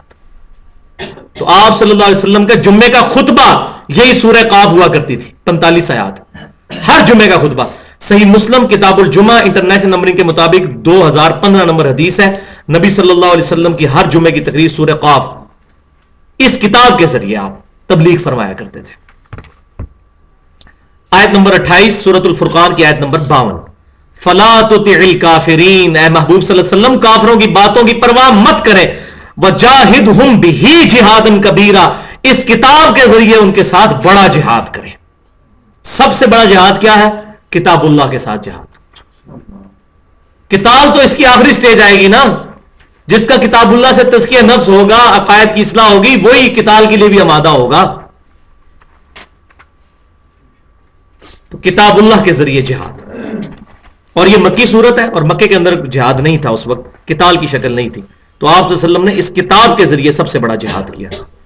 اور آیت نمبر 29 سورہ حمیم السجدہ کی 33 نمبر آیت, وَمَنْ أَحْسَنُ قَوْلًا مِّمَّنْ دَعَا إِلَى اللَّهِ, اس سے اچھی بات کس کی ہو سکتی ہے جو لوگوں کو اللہ کی طرف بلائے. اللہ کی طرف بلانا کیا ہے؟ کتاب اللہ کی طرف بلانا. وَعَمِلَ صَالِحًا, اور خود بھی نیک کام کرے, ورنہ دعوت الٹا بدنامی بن جائے گی. وَقَالَ إِنَّنِي مِنَ الْمُسْلِمِينَ, اور ان تمام چیزوں کے باوجود اپنے آپ کو کہے میں بھی عام مسلمان ہوں. شیخ الحدیث, بڑے بڑے القابات دمے نہ لگا لے اپنے ساتھ, پروٹوکول نہ لینا شروع کر دے, کہ قال اننی من المسلمین, میں بھی عام مسلمان ہوں, میرے اندر بھی کوئی لادہ سے کوئی ایسی چیز نہیں ہے, وہ میرے دو سینگ نہیں نکلے ہوئے کہ میرے سامنے لوگ ہاتھ باندھ کے کھڑے ہوں. اور نبی صلی اللہ علیہ وسلم اس کی پریکٹیکل مثال تھے. جب بھی صحابہ کرام علیہم رضوان کا کوئی معاملہ ہوتا تھا, بخاری مسلم اٹھا کے دیکھیں, غزوہ خندق کے موقع پر آپ صلی اللہ علیہ وسلم خود چٹانیں توڑ رہے تھے, بلکہ جو چٹان نہیں ٹوٹتی تھی وہ آپ صلی اللہ علیہ وسلم ہی آگے توڑتے تھے. اور صحابہ نے کہا الجو یا رسول اللہ, یا رسول اللہ بھوک, اپنی قمیضیں اٹھا کے بتائی پتھر باندھے ہوئے ہیں. نبی صلی اللہ علیہ وسلم نے اپنے مبارک کرتا اٹھایا, 2 پتھر باندھے ہوئے تھے. یہ ہے من احسن قولا ممن دعا الی اللہ, لوگوں کو اللہ کی طرف بلائے, وعمل صالحا, خود بھی نیک کام کرے, وقال اننی من المسلمین, اور پھر بھی کہے میں عام مسلمان ہوں, میں کوئی بہت بڑا جو بزرگ نہیں بن گیا. ٹاپک نمبر 8, قرآن حکیم سے دوری. یہ سب سے خطرناک ٹاپک ہے. یہ اکثر لوگ پوچھتے ہیں کہ لوگ کیوں نہیں قرآن و سنت کو پڑھ کے تو ہدایت قبول کرتے. یہ آ گیا جناب, مسئلہ حل کیا ہے اللہ تعالیٰ نے قرآن پاک میں. ٹاپک نمبر 8, قرآن حکیم سے دوری اور آخرت کی ناکامی کی اصل وجہ اپنے اپنے فرقوں کے بزرگوں کی اندھا دھند پیروی ہے. سیدھی سی بات ہے, اپنے اپنے فرقے کے بزرگوں کی. اس پہ ہمارا پورا ریسرچ پیپر ہے, اندھا دھند پیروی کا انجام. تو اس کا انجام یہ ہونا ہے, یہ دیکھ لیں آپ قرآن پاک سے آیات. سورہ لقمان آیت نمبر 21 اور یہاں پر آیت نمبر 30, وَإِذَا قِيلَ لَهُمُ اتَّبِعُوا مَا أَنزَلَ اللَّهُ, اور جب ان سے کہا جاتا ہے کہ ایمان لے کر آؤ, پیروی کرو اس چیز کی جو تمہارے پاس اللہ کی طرف سے آئی ہے, کہتے ہیں قالوا بل نتبع ما وجدنا علیہ آبانا, تو کہتے ہیں نہیں ہم تو اس کی پیروی کریں گے جس پر ہم نے اپنے بزرگوں کو پایا ہے, اپنے آباء و اجداد کو. بعض لوگ کہہ دیں گے کافروں کے بارے میں آتے ہیں, اچھا جی کافر شراب پیے تو اس کو سزا, مسلمان پیے تو شراب نہیں, شراب پینے میں اس کو سزا نہیں ملے گی, مسلمان کے لیے دگنی ہوگی. قرآن پاک تو رولز ہیں. یہ تو اسی طریقے سے ہے, کوئی کہے ٹریفک سگنل والا کہ یہ ٹریفک جو سگنل سرخ بتی پہ جو گاڑی چلا دے گا یہ عام بندے کے لیے ہے, میں چونکہ ٹریفک پولیس والا ہوں میں تو نکل سکتا ہوں. نہیں, صحیح بخاری مسلم کی متفق حدیث ہے, اگر میری بیٹی فاطمہ بھی چوری کرتی نا اس کے بھی ہاتھ کاٹے جاتے ہیں. پیغمبر نے کس لیول پہ اتر کے بات سمجھا دی ہے. ہم لوگ اسی چکر میں پڑے ہوئے ہیں. تو قرآن 1400 سال پرانی کتاب ہے تو چھوڑو اس کو, پھر یہ قیامت تک کے لیے رولز ہیں. کافر ہے مسلمان ہے کوئی بھی ہے, تمام کے لیے اس میں رولز ہیں. جسے فٹ اسے گفٹ, جس پہ فٹ اس کو گفٹ. تو جو بھی آج یہ بات کہے گا ہم اپنے بزرگوں کے اوپر رہیں گے, ٹھیک ہے, چاہے وہ اپنے فرقے کے بزرگ ہوں یا اپنے مذہب کے بزرگ ہوں, اس میں داخل ہے. اَوَلَوْ كَانَ الشَّيْطَانُ يَدْعُوهُمْ إِلَىٰ عَذَابِ السَّعِيرِ, اللہ تعالیٰ فرماتا ہے کیا بھلا شیطان اگر ان کو دوزخ کی طرف بلا رہا ہو تب بھی یہی کہتے رہیں گے. ان کو نظر بھی آ جائے کہ یہ چیزیں سیدھی سیدھی شرک ہیں, یہ ہماری نماز کا طریقہ سیدھا سیدھا بخاری مسلم کے خلاف ہے, تب بھی یہ اپنے بزرگوں کے پیچھے ہی چلتے رہیں گے. آیت نمبر 31 سورہ التوبہ کی بھی آیت نمبر 31 ہے. اتخذوا احبارهم ورهبانهم اربابا من دون اللہ, یہود و نصارہ نے اپنے مولویوں اور اپنے بزرگوں کو اللہ کو چھوڑ کر اپنا رب مان لیا ہوا تھا. اہل سنت کی تمام تفاسیر اٹھا کے دیکھیں, اس میں لکھا ہے اس سے مراد یہ ہے کہ وہ اپنے پوپ جو تھے ان کی حلال اور حرام کی بھی چیزوں کو اپنی کتابوں کے مقابلے پہ ترجیح دیتے تھے. آج بھی دیکھ لیں گے ویٹیکن سٹی میں جو پوپ بیٹھا ہوا ہے اس کے پاس حرام اور حلال کا اختیار ہے. کیتھولک کرسچن سے آپ پوچھ لیں.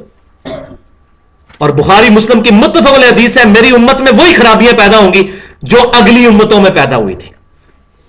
قدم بقدم بالشت بر بالشت انہی لوگوں کے راستے پہ یہ چلیں گے. صحابہ کرام علیہ رضوان نے پوچھا یا رسول اللہ صلی اللہ علیہ وسلم یہ وہ لوگ سے مراد کون لوگ ہیں, کیا یہودی اور عیسائی ہیں؟ آپ نے فرمایا وہ لوگ نہیں تو اور کون مراد ہے. تو یہود و نصارہ کی ایک بڑی بیماری یہ تھی. آیت نمبر 32 سورۃ الفرقان آیت نمبر 27 سے لے کر 30 تک یہ رکت انگیز ترین آیات ہیں قرآن پاک کی, کہ جو اتنی چیخو پکار کے بعد بھی کتاب و سنت کی دعوت قبول نہیں کرے گا تو قیامت والے دن اب کیا معاملہ ہوگا اس کے ساتھ. وَلِعَاذُ بِاللَّهِ تعالی, اللہ تعالیٰ ہمیں بچائے. وَيَوْمَ يَعُضُّ الظَّالِمُ عَلَى يَدَيْهِ, اس قیامت کے دن ظالم شخص اپنے ہاتھ چبا کے منہ میں ڈال رہا ہوگا یوں پریشانی میں. کیا کہے گا؟ یقول یا لیتنی اتخذت مع الرسول سبیلا, ہائے افسوس کاش میں نے رسول اللہ کا راستہ اختیار کیا ہوتا.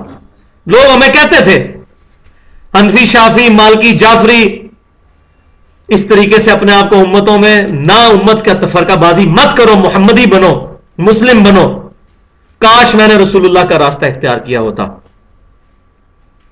یا ویلتا, ہائے افسوس, لیتنی لم اتخذ فلانا خلیلا, اے کاش میں نے فلاں شخص کو دوست نہ بنایا ہوتا.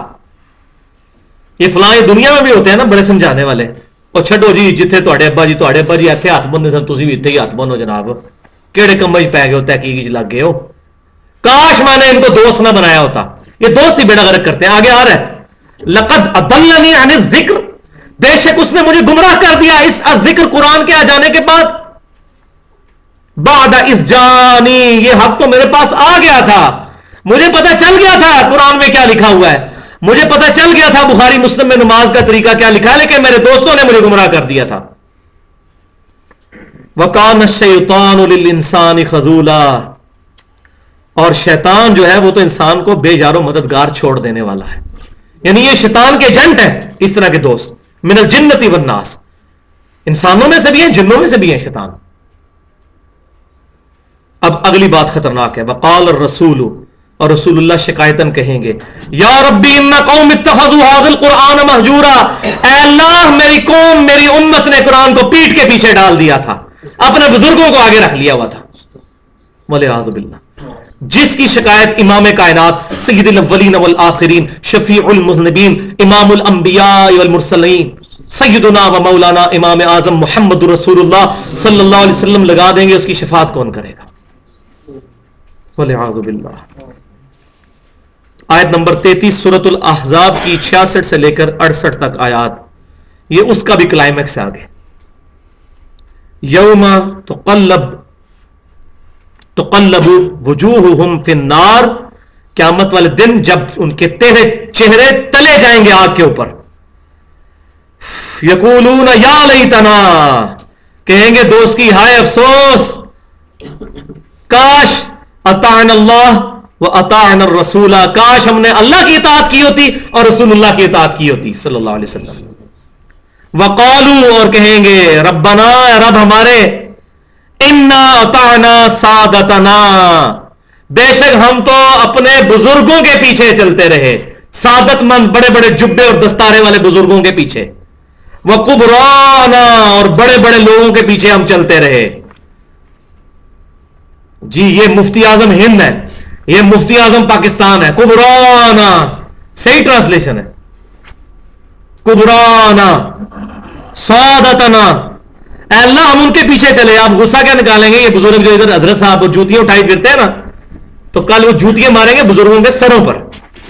اور وہ آگے آ رہا ہے فَأَضَلُّونَ السَّبِيلَ, تو اے اللہ ہمیں انہوں نے گمراہ کیا ہمارے بزرگوں نے. ربنا آتِهِمْ ضِعْفَيْنِ مِنَ الْعَذَابِ, اے اللہ ہمارے بزرگوں کو دگنا عذاب دے, دگنا عذاب دے ان کو. وَلْعَنْهُمْ لعنن کبیرہ, ان پر بڑی لعنت بھیج اے اللہ. یہ جتنے بڑے بزرگ ہیں اتنی بڑی لعنت بھیج ان کے اوپر دنیا میں جو انہوں نے. اب یاد رکھیں جو صحیح بزرگ ہیں ہم ان کی بات نہیں کر رہے, ٹھیک ہے, وہ جیسے امام بخاری ہے, امام مسلم ہے, امام داؤد, امام ترمذی, امام نسائی, امام ابن ماجہ, امام حنیفہ, امام شافعی, امام مالک, احمد بن حنبل, یہ بڑے بڑے بزرگ, ان کی بات ہم نہیں کر رہے. ان کے ناموں پر جن لوگوں نے فرقے بنائے ان کی بات کر رہے ہیں. مجھے بتائیں جب ہم عیسائیوں کو کنڈیم کر رہے ہوتے ہیں ہمارے دل میں کبھی وہم بھی آتا ہے کہ ہم حضرت عیسیٰ کے خلاف بول رہے ہیں؟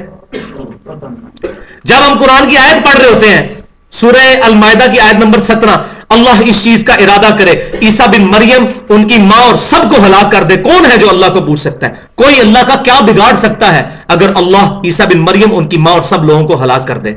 تو کیا حضرت عیسیٰ کی گستاخی کر رہے ہوتے ہیں آیت پڑھ کے؟ نہیں، بتا رہے ہوتے ہیں توحید اور شرک میں فرق سمجھو.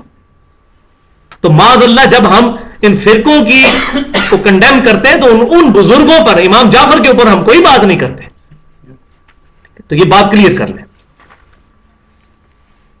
9واں ٹاپک، قرآن حکیم کی روشنی میں فرقہ واریت کی مذمت، صراط مستقیم کی پہچان اور واحد ناقابل معافی جرم کی نشاندہی. آیت نمبر 34 سورہ آل عمران کی 103 نمبر آیت، وَاعْتَصِمُوا بِحَبْلِ اللَّهِ جَمِيعًا وَلَا تَفَرَّقُوا. غدیر خم کی حدیث یاد کر لیں، صحیح مسلم کتاب الفضائل 6225 6226 6227 6228. یہ اللہ کی رسی ہے، جو اس کو پکڑے گا وہ ہدایت پر ہوگا، جو چھوڑ دے گا اور گمراہ ہو جائے گا وہ شخص. تو اللہ کی رسی کو مضبوطی سے پکڑ لو اور آپس میں فرقوں میں مت بٹو. یہ مسلمانوں کو کہا جا رہا ہے جنہوں نے آج اپنے فرقوں کے نام مسجدوں کے باہر لکھ لیے ہوئے. کسی ضعیف سند سے بھی ثابت نہیں کہ صحابہ کرام نے مسجدوں کے باہر بریلوی، دیوبندی، اہل حدیث، شیعہ، قادیانی کسی بھی اس طرح کا کوئی لفظ استعمال کیا ہو. کوئی ثابت نہیں. اللہ کی رسی کو مضبوطی سے پکڑ لو، فرقوں میں مت بٹو. اس پر فخر محسوس مت کرو. فخر کس پر محسوس کرو؟ اگلی آیت، آیت نمبر 35 سورۃ الحج کی آیت نمبر 78، ملت ابیکم ابراہیم، پیروی کرو اپنے باپ ابراہیم کی ملت کی، ہوا سماکم المسلمین، جنہوں نے تمہارا نام مسلمان رکھا تھا، من قبل، اس سے بہت پہلے، وفی ھذا، اور اس کتاب کے اندر اللہ نے تمہارا نام مسلمان رکھ دیا. اپنے آپ کو مسلم کہو، جس طرح غیر مسلم اپنے آپ کو مسلم، لفظ مسلم کہتے ہیں. وہ ان بیچاروں کو تو پتہ ہی نہیں ہے کہ پاکستان میں اٹ چکو تو فرقہ ہے. ان بیچاروں کو تو پتہ ہی کچھ نہیں ہے.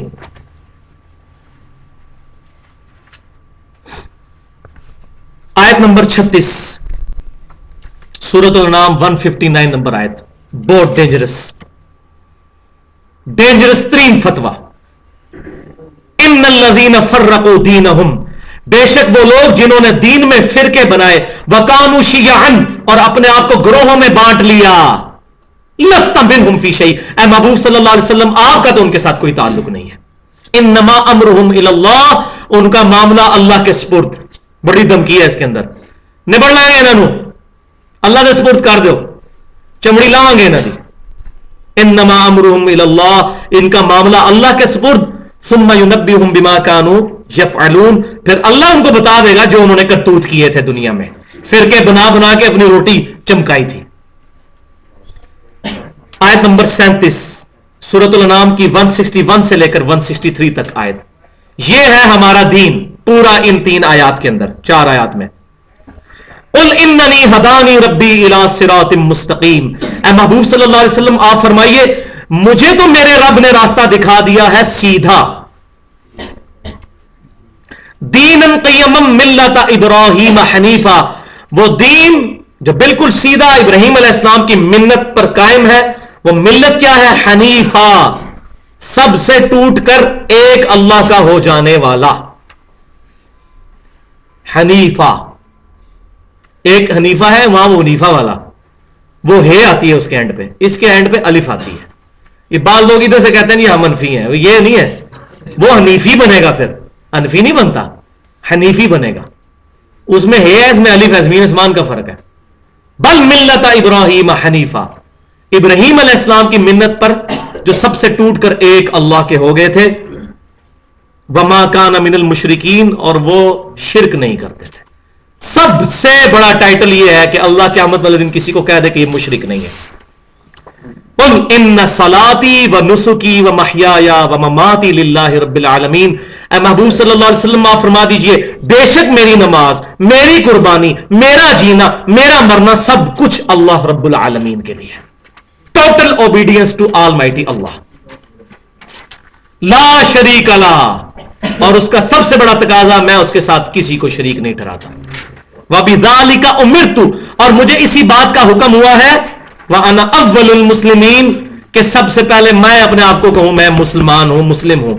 سب سے پہلا فرما بردار میں. نبی صلی اللہ علیہ وسلم. آیت نمبر 38 سورۃ الانعام کی آیت نمبر 153. وَأَنَّ هَذَا صِرَاطِي مُسْتَقِيمًا، اور بے شک یہ ہے میرا راستہ جو کہ سیدھا ہے. فَاتَّبِعُوهُ، تو اسی کی پیروی کرو. وَلَا تَتَّبِعُوا السُّبُلَ، ادھر ادھر کے راستوں کی پیروی مت کرو. فَتَفَرَّقُ بِكُمْ عَنْ سَبِيلِهِ، یہ راستے تمہیں اللہ کے راستے سے ہٹا دیں گے. ذَلِكَ وَصَّاكُمْ بِهِ لَعَلَّكُمْ تَتَّقُونَ، یہ ہے وہ چیز ذالکم وصاکم بہ لعلکم تتقون، جس کی اللہ تمہیں وصیت کرتا ہے اگر تم واقعی ڈرتے ہو آخرت کی جواب دہی سے. کیا وصیت ہے؟ صراط مستقیم، ایک راستہ. یہ کہتے ہیں چاروں یا پانچوں یا میں ایک راستہ. صراط المستقیم صراط الذین انعمت علیہم، راستہ ان لوگوں کا جن پر تیرا انعام ہوا. راستے ان لوگوں کے نہیں ہیں، وہ راستہ ایک ہے، امام کائنات سیدنا محمد رسول اللہ صلی اللہ علیہ وسلم کا راستہ، جو تمام انبیاء کا راستہ ہے. اور اس میں مسند امام احمد میں صحیح حدیث موجود ہے. نبی صلی اللہ علیہ وسلم نے زمین پر ایک لکیر کھینچی، اس کے دائیں بائیں کچھ لکیریں کھینچی، فش بون ڈایاگرام بنائی، پھر آپ صلی اللہ علیہ وسلم نے درمیانی لکیر پر یوں ہاتھ پھیرا ہوا فرمایا یا تلاوت کی وَأَنَّ هَذَا صِرَاطِي مُسْتَقِيمًا، یہ ہے میرا راستہ جو کہ سیدھا ہے، اس کی پیروی کرو، ادھر ادھر کے راستوں کی پیروی مت کرو، تمہیں رائے راست سے ہٹا دیں گے. اس کی اللہ تعالیٰ تمہیں وصیت کرتا ہے. حضور بھی فرما گئے میرا ایک ہی راستہ ہے. او جی یہ سارے راستے حضور تک ہی جاتے ہیں، حنفی، قادری، چشتی، مالکی، سہروردی. او بھائی ایک راستہ ہی نبی صلی اللہ علیہ وسلم تک جاتا ہے. اگر یہ راستے بنانے ہوتے نا تو پہلے 4 راستے وہاں بنتے، ایک صدیقی ہوتا، ایک فاروقی ہوتا، ایک عثمانی ہوتا اور ایک علوی ہوتا. وہ تو 4 کوئی نہیں بنا کے گئے، یہ بعد میں راستے بنائے ہیں لوگوں نے. آیت نمبر 39 سورہ الزمر 65 نمبر آیت. وَلَقَدْ أُوحِيَ إِلَيْكَ وَإِلَى الَّذِينَ مِنْ قَبْلِكَ، اور بے شک اے محبوب صلی اللہ علیہ وسلم آپ پر اور آپ سے پہلے تمام انبیاء پر یہی وحی کی گئی تھی. لَإِنْ أَشْرَكْتَ، کہ اگر تم نے شرک کیا، لَيَحْبَطَنَّ عَمَلُكَ وَلَتَكُونَنَّ مِنَ الْخَاسِرِينَ، تو اللہ تعالیٰ تمہارے سارے اعمال اکارت کر دے گا اور تم خسارہ پانے والوں میں سے ہو جاؤ گے. یہ پروفٹس کو ایڈریس نہیں ہے، پروفٹ کے ذریعے امتوں کو ایڈریس ہے. ظاہر ہے پروفٹ کے لیے تو محال ہے کہ وہ شرک کریں، وہ تو خود توحید کی دعوت دینے آتے ہیں. آیت نمبر 40 سورۃ النساء کی آیت نمبر 116 میں بھی ہے اور 48 نمبر آیت میں بھی اسی کے قریب الفاظ ہیں. ان اللہ لا یغفر ان یشرک بہ، بے شک اللہ تعالیٰ اس گناہ کو کبھی معاف نہیں کرے گا کہ اللہ کے ساتھ کسی نے شرک کیا. یہ آخرت کے دن کا ہے، دنیا میں معاف کر دے گا. سورۃ الفرقان کے آخری رکوع میں آیا کہ دنیا میں جو شرک سے توبہ کرے گا اللہ تعالیٰ اس کے گناہ بھی نیکیوں سے بدل دے گا، لیکن آخرت میں نہیں معاف کرے گا. لا تبدیل لکلمات اللہ، اگر کوئی کہے کہ اللہ چاہے تو قیامت الدین شرک بھی معاف کر سکتا ہے، وہ کافر ہو جائے گا، کیونکہ قرآن کی آیت کا انکار. لا تبدیل لکلمات اللہ، بخاری مسلم کی متفق علیہ حدیث ہے. جب حضور فرماتے ہیں شفاعت کرنے کے لیے میں بار بار دوزخ کی طرف جاؤں گا، آخری دفعہ جاؤں گا تو دوزخ کا دروازہ کہے گا یا رسول اللہ بس اب دوزخ میں صرف وہ لوگ ہیں جن کو قرآن نے روک رکھا ہے، وہ کبھی نہیں جائیں گے. قرآن نے کن کو روک رکھا ہے؟ ان اللہ لا یغفر ان یشرک بہ، بے شک اللہ تعالیٰ اس گناہ کو کبھی معاف نہیں کرے گا کہ اس کے ساتھ شرک کیا گیا.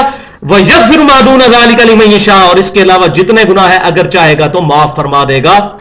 وَمَن يُشْرِكْ بِاللَّهِ، اور جس کسی نے اللہ کے ساتھ شرک کیا فَقَدْ ضَلَّ ضَلَالًا بَعِيدًا، وہ گمراہ ہو گیا اور گمراہی میں بھی دور جا پڑا. سورۃ الحج میں آتا ہے کہ اس مشرک کی مثال ایسی ہے کہ جس کے چیتڑے ہوائیں اڑا دیں، بکھیرتی پھرے. بولے اعوذ باللہ تعالی. 41 نمبر آیت سورۃ المائدہ کی آیت نمبر 72. انہ من یشرک باللہ، بے شک جو کوئی اللہ کے ساتھ شرک کرے گا فقد حرم اللہ علیہ الجنہ، تو بے شک اللہ تعالیٰ نے اس پر جنت حرام کر دی ہے. ومأواہ النار، اس کا ٹھکانہ دوزخ ہے. وما للظالمین من انصار، وہاں اس کا کوئی مددگار نہیں ہوگا. والیاذ باللہ. حتیٰ کہ سید الاولین والآخرین شفیع المذنبین رحمت للعالمین سیدنا و مولانا امام اعظم محمد رسول اللہ صلی اللہ علیہ وسلم کی صحیح بخاری میں کتاب الدعوات چیپٹر میں، صحیح مسلم میں کتاب الایمان چیپٹر میں متفق علیہ حدیث ہے. اللہ تعالیٰ نے تمام انبیاء کو ایک ایک مقبول دعا دی تھی، ان نبیوں نے دنیا میں اپنی دعا کر لی. میں نے اپنی دعا اپنی امت کے لیے چھپا کے رکھی ہے، میں اس دعا کے ذریعے اپنی امت کی شفاعت کروں گا اور میری شفاعت سے میرے ہر امتی کو نفع پہنچے گا سوائے اس شخص کے جس نے اللہ کے ساتھ کسی قسم کا شرک کیا ہوا. شرک is the most sensitive issue in the sight of Allah. اللہ کے حضور سب سے زیادہ حساس معاملہ شرک کا ہے. اب آخری ٹاپک آ گیا. یہ 9 ٹاپک کیوں لکھنے پڑے؟ یہ 10ویں گولی اصل میں ہضم کروانی تھی. یہ ترتیب کے ساتھ میں نے بات کی تھی. یہ 41 آیتیں پڑھیں گے تو تب یہ اگلی آیتیں ہضم ہوں گی. جو اس وقت امت کا سب سے بڑا مسئلہ بنا ہوا ہے شرک, اور ڈنڈورا پیٹا جا رہا ہے شرک ختم ہو گیا ہے, شرک ختم ہو گیا ہے, شرک ختم ہو گیا ہے. شرک ایک گروہ میں سے ختم ہوا ہے. صحابہ اکرام کو حضور نے فرمایا تھا مجھے اپنے بعد تم سے شرک کا خدشہ نہیں. بخاری مسلم کی متفق حدیث ہے. مگر مجھے خطرہ ہے کہ تم دنیا کے مال میں پھنس جاؤ گے. تو حضور صلی اللہ علیہ وسلم کے صحابہ اکرام وہ تو 100% شرک سے محفوظ تھے. پھر ان کے پیٹرن پہ قیامت تک جو گروہ رہے گا وہ شرک سے محفوظ رہے گا. ورنہ بخاری اور مسلم کی متفق علیہ حدیث ہے کہ میری امت کا ایک گروہ قیامت تک حق پہ قائم رہے گا. اور جامعہ ترمذی اور ابو داؤد کی صحیح حدیث ہے کہ 72 فرقے میری امت کے دوزخ میں جائیں گے. ہمیشہ کے لیے دوزخ میں لے جانے والا عمل کون سا ہے؟ شرک. صحیح مسلم کتاب الجنائز میں حدیث موجود ہے, نبی صلی اللہ علیہ وسلم نے فرمایا جس مسلمان کے جنازے میں 40 ایسے مسلمان شریک ہو جائیں جو اللہ کے ساتھ شرک نہ کرتے ہوں, اللہ تعالیٰ ان کی شفاعت قبول کر لے گا اس بندے کے حق میں. تو جنازہ ہندو پڑھتے ہیں آ کے, اس کے بعد کیا گنجائش رہ جاتی ہے؟ تو یہ 10واں ٹاپک کیا ہے؟ قرآن حکیم کی بنیادی دعوت غلبہ توحید ہے. اور اس میں 2 چیزیں, عبادت بھی صرف اللہ کی, اور عبادت کی اعلیٰ ترین شکل دعا صرف اللہ سے. ایاک نعبد, اے اللہ ہم صرف تیری عبادت کرتے ہیں, وایاک نستعین, اور صرف تجھی سے دعا مانگتے ہیں, تجھی سے غائب میں مدد مانگتے ہیں. ظاہری اسباب اختیار کیے جا سکتے ہیں, وتعاونوا علی البر والتقوی, نیکی پرہیزگاری کے کاموں میں ایک دوسرے کی مدد کرو. میں کہتا ہوں بھائی کو بھائی مجھے پانی پلا دے, بالکل جائز ہے, لیکن بھائی بیٹھے ہوئے ہیں بغداد شریف میں وہاں بھی قبر کے اندر, اور میں یہاں سے کہتا ہوں بھائی مجھے پانی پلا دے, وہی بات وہی جملہ وہی بندہ, شرک ہو جائے گا. غائب میں پکارنا, غائب میں کسی کو بھی پکارنا اللہ کے علاوہ شرک ہے, ناقابل معافی جرم ہے. اپروپریٹ ٹرانسلیشن ایاک نستعین کی ہے غائب میں مدد کے لیے پکارنا. یہ مثالیں دے ہوتے جی کوئی دریا میں ڈوب رہا ہو تو نہ پکارے, پکارے بھائی ضرور پکارے, ظاہری اسباب اختیار کرے, اس کا تو حکم ہے. جامعہ ترمذی میں حدیث ہے کہ اونٹ کو باندھو پھر اللہ پر توکل کرو. اسباب تو اختیار کرنے ہیں, اس کا تو حکم ہے, پھر اللہ پر توکل کرنا ہے. لیکن جو سامنے موجود نہیں اس کو کیا پکاریں گے؟ ایک بندہ سویا ہو وہ ہماری بات نہیں سن سکتا, تو ایک بندہ دنیا سے جا چکا ہے, ہمارا اس کے ساتھ کمیونیکیشن اب کوئی نہیں ہے. ہاں ہم اس کے لیے دعا کریں گے, ہماری دعاؤں سے اس کو نفع پہنچے گا. تو یہ ٹاپک میں اگلی جو ہے وہ آیات ہیں. آیت نمبر 42 سورہ الصف کی آیت نمبر 9 جو قرآن پاک میں کم از کم 3 دفعہ مختلف انداز میں آئی ہے. هو الذی ارسل رسولہ بالہدی ودین الحق لیظہرہ علی الدین کلہ, وہی اللہ ہے جس نے اپنے رسول کو الہدا یعنی قرآن کے ساتھ مبعوث کیا, ودین الحق اور دین حق کے ساتھ, ودین الحق حق کے دین کے ساتھ مبعوث کیا. کس لیے؟ لیظہرہ علی الدین کلہ, تاکہ تمام جھوٹے ادیان کے اوپر اس کو غالب کر دے. ولو کرہ المشرکون, چاہے مشرک اس بات کا برا مانے, اللہ تعالیٰ نے اس دین کو غالب کرنا ہے انشاءاللہ. تو قیامت سے پہلے ایک دفعہ دین پوری دنیا پہ غالب ہوگا. آیت نمبر 43 سورۃ النحل کی آیت نمبر 36 وَلَقَدْ بَعَثْنَا فِي كُلِّ أُمَّةٍ رَسُولًا, اور بے شک ہم نے ہر امت میں رسول بھیجے ایک ہی دعوت کے ساتھ, أَنِ اعْبُدُوا اللَّهَ وَاجْتَنِبُوا الطَّاغُوتَ, کہ عبادت کرو اللہ کی اور طاغوت سے اجتناب کرو, جھوٹے خداؤں سے شیطان سے اجتناب کرو. عبادت میں تمام عبادت کی شکلیں داخل ہیں, نماز, روزہ, حج, قربانی, صدقہ, سجدہ, رکوع, تمام عبادت کی. اور وہ مشہور آیت آگئی سورۃ الفاتحہ جو ہر نماز میں امام ہو یا مقتدی پڑھنا واجب ہے. وہ سورۃ الفاتحہ کی وہ آیت ہمارے عہد کا اعادہ جو صحیح مسلم میں حدیث ہے, ایاک نعبد وایاک نستعین, میرے اور میرے بندے کے درمیان بانڈ ہے, کامن ہے, بس میرے بندے نے جو مانگا میں نے اس کو عطا کیا. اس آیت کے اوپر ہے وہ سورۃ الفاتحہ کی آیت نمبر 4, ایاک نعبد وَإِيَّاكَ نَسْتَعِينُ، اے اللہ ہم صرف تیری عبادت کرتے ہیں اور صرف تجھی سے غائب میں مدد مانگتے ہیں، دعا کرتے ہیں. عبادت میں تو ہم کوئی شریک نہیں کرتے، دعا میں کر لیتے ہیں. تو پھر یہ بھی ہونا چاہیے کوئی عطائی خدا ہونا چاہیے جس کی عطائی عبادت ہو، جس طرح عطائی مشکل کشائی کے لیے ہوتا ہے. اللہ کی اطاعت سے ہی کرتے ہیں. بھئی یہ کس کا عقیدہ ہے؟ جو خصوصیات اللہ نے اپنے ساتھ خاص کر لی ہیں وہ اللہ کی اطاعت سے بھی نہیں مانی جا سکتی، کیونکہ اللہ وہ عطا ہی نہیں فرمائے گا. تو اس میں بڑی احتیاط کی ضرورت ہے، بڑی احتیاط کی ضرورت ہے. اس میں احتیاط میں ایک حدیث مسند امام احمد میں اور الادب المفرد میں بھی لے کے آئے امام بخاری. ایک صحابی نے فی البدی زبان میں حضور کے سامنے کہہ دیا، یا رسول اللہ ما شاء اللہ و شئت، اے اللہ کے رسول جو اللہ چاہے اور جو آپ چاہیں. آپ صلی اللہ علیہ وسلم جلال میں ہیں، آپ نے فرمایا اجعلتنی للہ ندا، کیا تو نے مجھے اللہ کے مقابلے پہ کھڑا کر دیا؟ اس نے نہیں آگے سے کہا یا رسول اللہ میں تو اللہ کی اطاعت والی مننے ہے، کیونکہ حضور کو بھی پتا تھا صحابی نے اللہ کی اطاعت سے ہی مانا ہوگا، صحابی تھا وہ، مشرک تو نہیں تھا. لیکن آپ نے پھر بھی منع فرمایا، پھر فرمایا بل قل ما شاء اللہ وحدہ، بلکہ نہیں ایک جو اکیلا اللہ چاہے یہ کہو. اور ہم الحمدللہ آج یہی کہتے ہیں انشاءاللہ، انشاءاللہ اور رسول تو نہیں کہتے. یہ حضور کی توہین نہیں ہے، حضور نے منع فرمایا اس سے. حضور صلی اللہ علیہ وسلم کو ایک صحابی نے آگے سجدہ کیا، سنن ابن ماجہ میں صحیح سند کے ساتھ ہے. حضور نے فرمایا اپنا سر اٹھاؤ. اگر میں سجدہ جائز سمجھتا تو بیویوں کو کہتا اپنے خاوندوں کو سجدہ کریں. تو حضور نے اپنی خود توہین کروائی کہ سجدہ کروانے سے روک دیا. عشق دے چلے نمبر لے گئے عقل والے انجی عمرہ گالیاں، تو اس عشق کے جلے کو حضور نمبر لینے دیتے نا. آپ نے خود اپنی گستاخی کی کہ میری تعظیم نہ کرو سجدے میں. یہ تو کہتے ہیں جی وہ اپنی طرف سے تعظیم کے بنا کہتے ہیں جی یہ تعظیم نہیں کرتے اس لیے یہ کرتے ہیں. تو حضور نے خود اپنی گستاخی کی، نعوذ باللہ. ہمارے اپنے کرائٹیریا نہیں ہوں گے، جو کتاب و سنت میں کرائٹیریا ہیں ہم وہ مانیں گے. تو یہاں یہ بات یاد رکھیں، بخاری اور مسلم کی متفق علیہ حدیث ہے. صحابی کا عقیدہ بتانے لگا ہوں، صحابی کا عقیدہ رضی اللہ تعالیٰ عنہ. سیدنا عاصم رضی اللہ تعالیٰ عنہ، بڑی مشہور حدیث ہے، بخاری مسلم کی متفق علیہ حدیث ہے، کتاب المغازی اور کتاب الجہاد چیپٹر کے اندر، کہ جب نبی صلی اللہ علیہ وسلم نے 70 قراء کا لشکر روانہ کیا جن کو دھوکے سے شہید کیا گیا تھا، انہوں نے شہید ہوتے وقت کہا اے اللہ ہمارے نبی کو ہمارے حال کی خبر کر دے، ہم اپنے رب سے مل چکے اس حال میں کہ ہمارا رب ہم سے راضی، ہم اپنے رب سے راضی. حضور مدینہ شریف میں بیٹھے ہیں، کسی نے نہیں کہا یا رسول اللہ ہم اپنے رب سے مل گئے، اے اللہ ہمارے نبی کو ہمارے حال کی خبر کرتے ہیں. یہ صحابی کا عقیدہ ہے، یہ دیکھ لیں. تو لگائے فتویٰ صحابی کے اوپر، ان کے دماغ میں اس طرح کے عقیدے نہیں تھے. یہ تو جو ہے یہ جو برصغیر پاک و ہند کی پیداوار ہے یہ عقیدے، یہ تو ٹرمنالوجی ہی کہیں موجود نہیں تھی جو آج ہمیں چیزیں ایڈریس کرنی پڑ رہی. یہی وجہ ہے کہ پرانے بزرگوں کی تفسیروں میں ہمیں مسئلہ علم غیب، مسئلہ حضر و ناظر، مسئلہ تقلید، یہ چیزیں اس طرح ملتی نہیں ہیں. یہ تو بعد کی شروع ہوئی بیماریاں، تو کیسے ملتی ہیں ہمیں پرانے بزرگوں میں؟ تو اللہ تبارک و تعالیٰ نے کلیئر کٹ فرما دیا. تو یہ بات یاد رکھے، اصل جھگڑا کیا ہے؟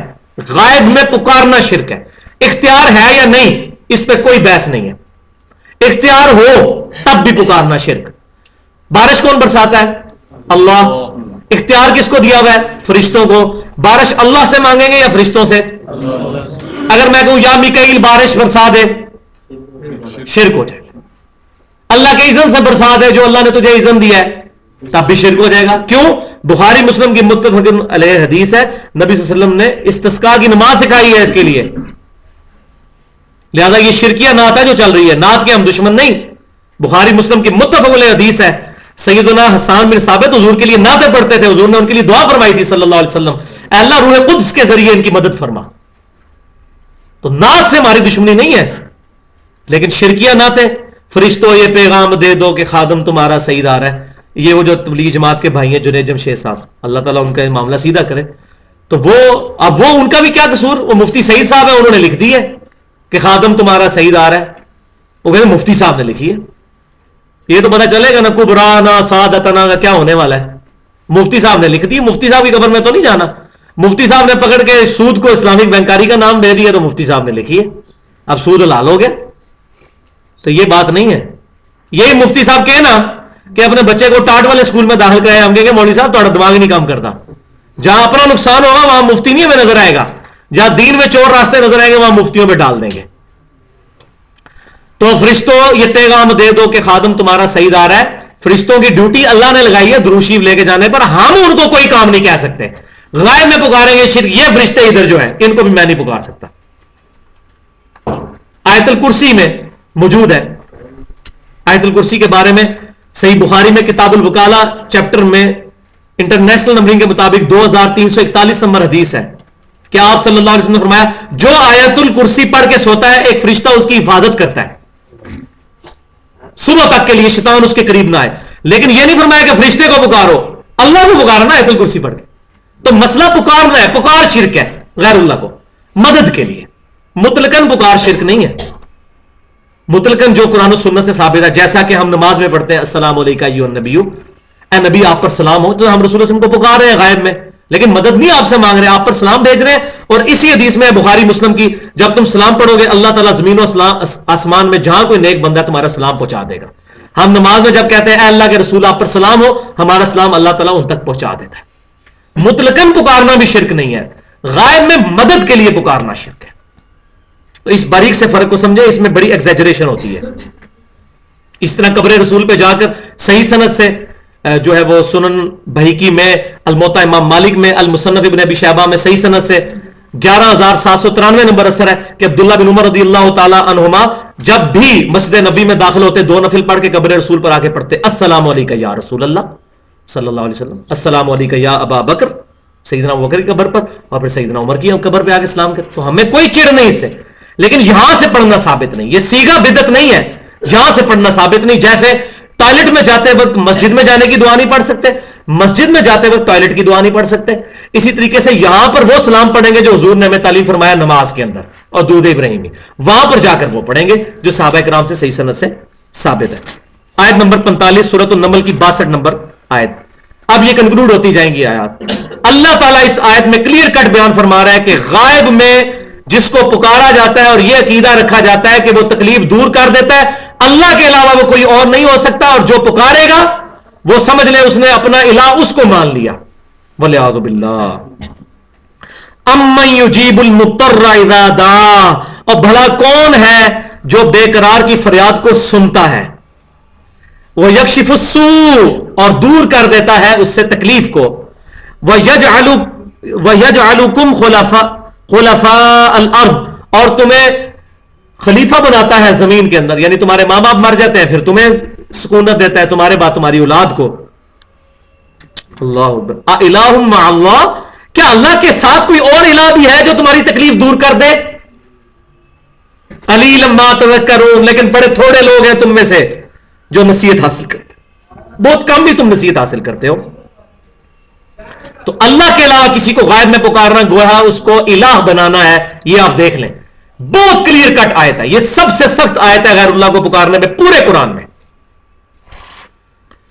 وَإِذَا سَأَلَكَ عِبَادِي عَنِّي فَإِنِّي قَرِيبٌ, یہ آیت جو ہم نے پڑھی سورۃ النمل کی آیت نمبر 62 تھی. اب سورۃ البقرہ کی 186 نمبر آیت, وَإِذَا سَأَلَكَ عِبَادِي عَنِّي فَإِنِّي قَرِيبٌ, اور اے محبوب صلی اللہ علیہ وسلم جب میرے بندے آپ سے پوچھتے ہیں میرے بارے میں تو آپ فرما دیجئے میں تمہارے قریب ہوں.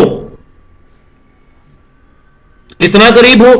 اجیب الدعوت الداعی اذا دعان, قبول کر لیتا ہوں پکارنے والے کی دعوت, اس کی دعا کو جب وہ مجھے پکارتا ہے. یہ میں نے کہا تھا میگنا کارٹا ہے انسانیت کا کہ کوئی شخص اپنے گھر میں بیٹھے ہوئے اپنے رب کو پکار سکتا ہے. ہاں اللہ کی حمد کرے, دروشی پڑھ کے پھر اللہ کو پکارے.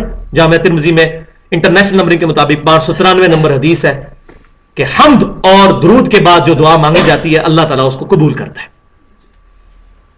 تو مانگے, لیکن کیا ہے ون وے ٹریفک نہ ہو. فَلْيَسْتَجِيبُوا لِي, ان کو بھی چاہیے کہ یہ بھی میری بات مانے, وَلْيُؤْمِنُوا بِي, اور مجھ پر ایمان لائے جیسا ایمان لانے کا حق ہے, لَعَلَّهُمْ يَرْشُدُونَ, تاکہ یہ رشد و ہدایت پا سکے.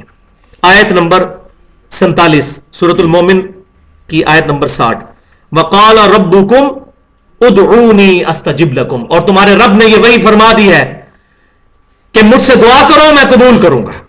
دعا کرنی ہے کس سے؟ اللہ سے. ان الذین یستکبرون عن عبادتی, یہاں دے رہے عبادت کا لفظ اللہ نے دعا پہ استعمال کر دیا ہے. بے شک جو لوگ میری عبادت سے تکبر کرتے ہیں, یعنی مجھ سے دعا نہیں مانگتے, سیدخلون جہنم داخرین، میں ان کو عنقریب دوزخ میں ذلیل و خوار کر کے داخل کر دوں گا. اور اس آیت میں دعا عبادت کہا گئی ہے، اور یہ میں اپنی طرف سے نہیں بات کر رہا، یہ آیت حضور نے تلاوت کی. جامعہ ترمذی، سنن نبی داؤد، سنن ابن ماجہ کی صحیح حدیث ہے.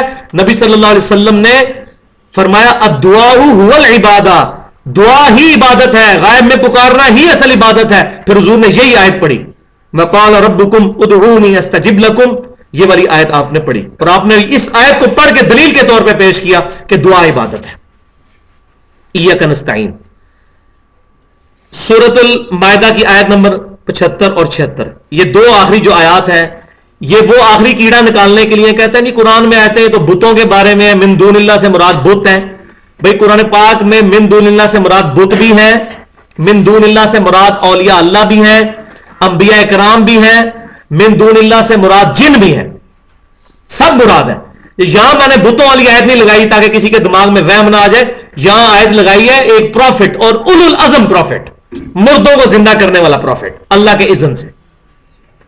سورۃ المائدہ کی آیت نمبر 75 اور 76، مل مسیح ابن مریم الا رسول، عیسیٰ بن مریم تو نہیں تھے مگر ایک رسول ہی، قد خلت من قبلہ الرسل، بے شک ان سے پہلے اور رسول بھی گزرے ہیں، وَأُمُّهُ صِدِّيقَةٌ، اور ان کی ماں ایک سچی عورت تھی، كَانَ يَأْكُلَانِ الطَّعَامَ، وہ دونوں کھانا کھایا کرتے تھے، روٹی کے محتاج تھے.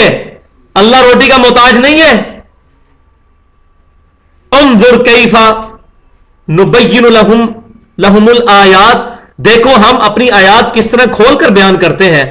ثم انظر انا یؤفکون، اور پھر ان مشرک عیسائیوں کی طرف دیکھو یہ کس طرح نصارہ الٹے پھرے، آیتیں پڑھتے ہیں لیکن یہ بدعتیں. قل اتعبدون من دون اللہ، اے محبوب صلی اللہ علیہ وسلم آپ فرمائیے ان عیسائیوں سے کیا تم اللہ کو چھوڑ کر ان کی عبادت کرتے ہو؟ کن کی؟ عیسیٰ علیہ السلام ان کی والدہ کی. من دون اللہ، آگے لفظ من دون اللہ. آپ کہیں گے جی ہم تو بزرگوں کی عبادت نہیں کرتے، لیکن من دون اللہ تو ہو گئے نا بزرگ.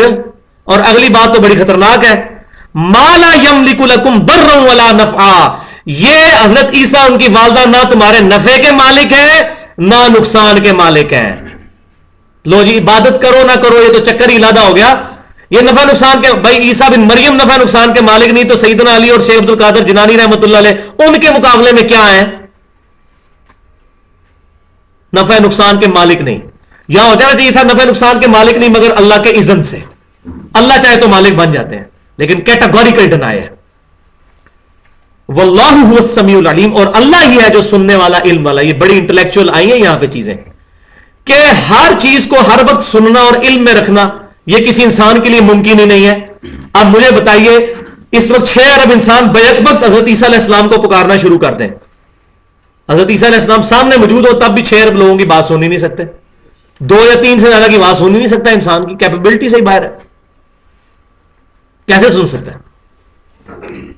تو یہ اللہ تعالیٰ کی شان ہے ہر وقت ہر چیز سے باخبر ہونا. آیت نمبر 49 سورہ بنی اسرائیل کی آیت 56 اور 57، یہ واحد پورشن ہے قرآن پاک میں جہاں اللہ تعالیٰ نے غیر اللہ کو پکارنے کی نفی بھی فرما دی ہے. ویسے آیتیں پیش کریں کہتے ہیں جی یہ تو لکھا ہے اللہ ہم تیری ہی عبادت کرتے ہیں، تجھ سے مدد مانگتے ہیں. یہاں یہ تو نہیں لکھا کہ ہم حضرت علی سے نہیں مانگتے، ہم شیخ عبد القادر، یہ نہیں تو کوئی نہیں لکھا ہوا.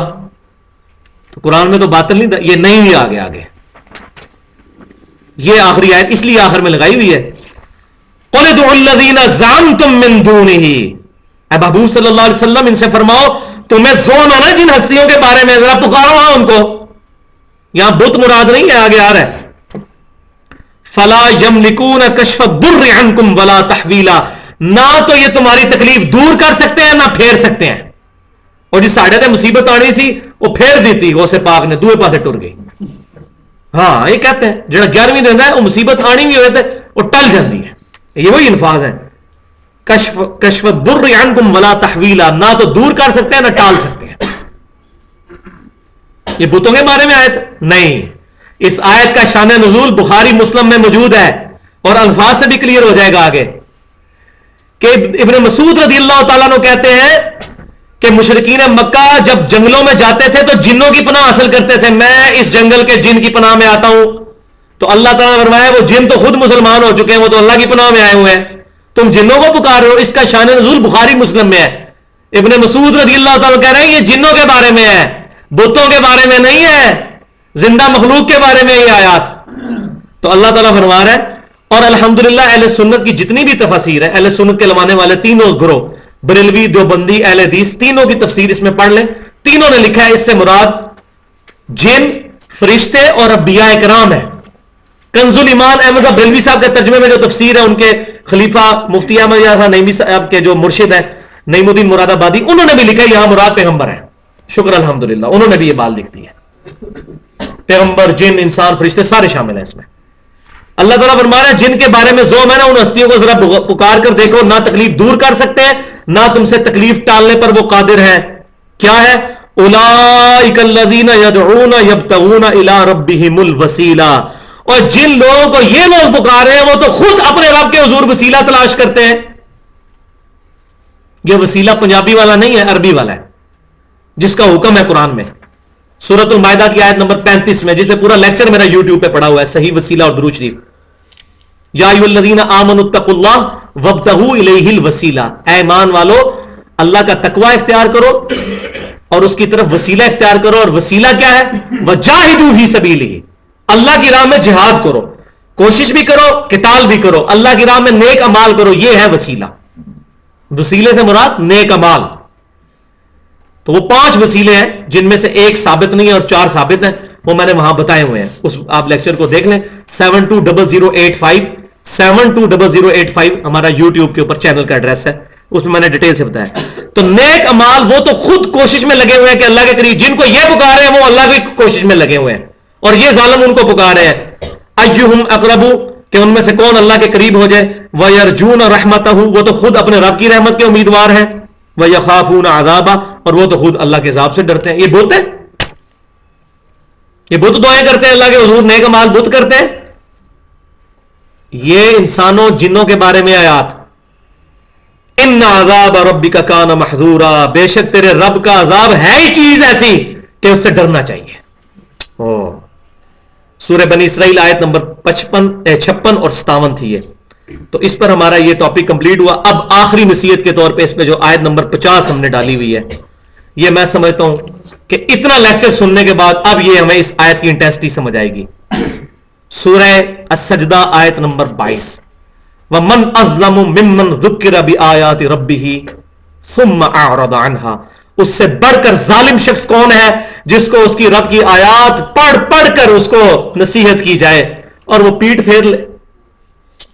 اِنَّا مِنَ الْمُجْرِمِينَ مُنْتَقِمُونَ, ایسے مجرموں سے ہم انتقام لے کر چھوڑیں گے. الفاظ دیکھیں, انتقام.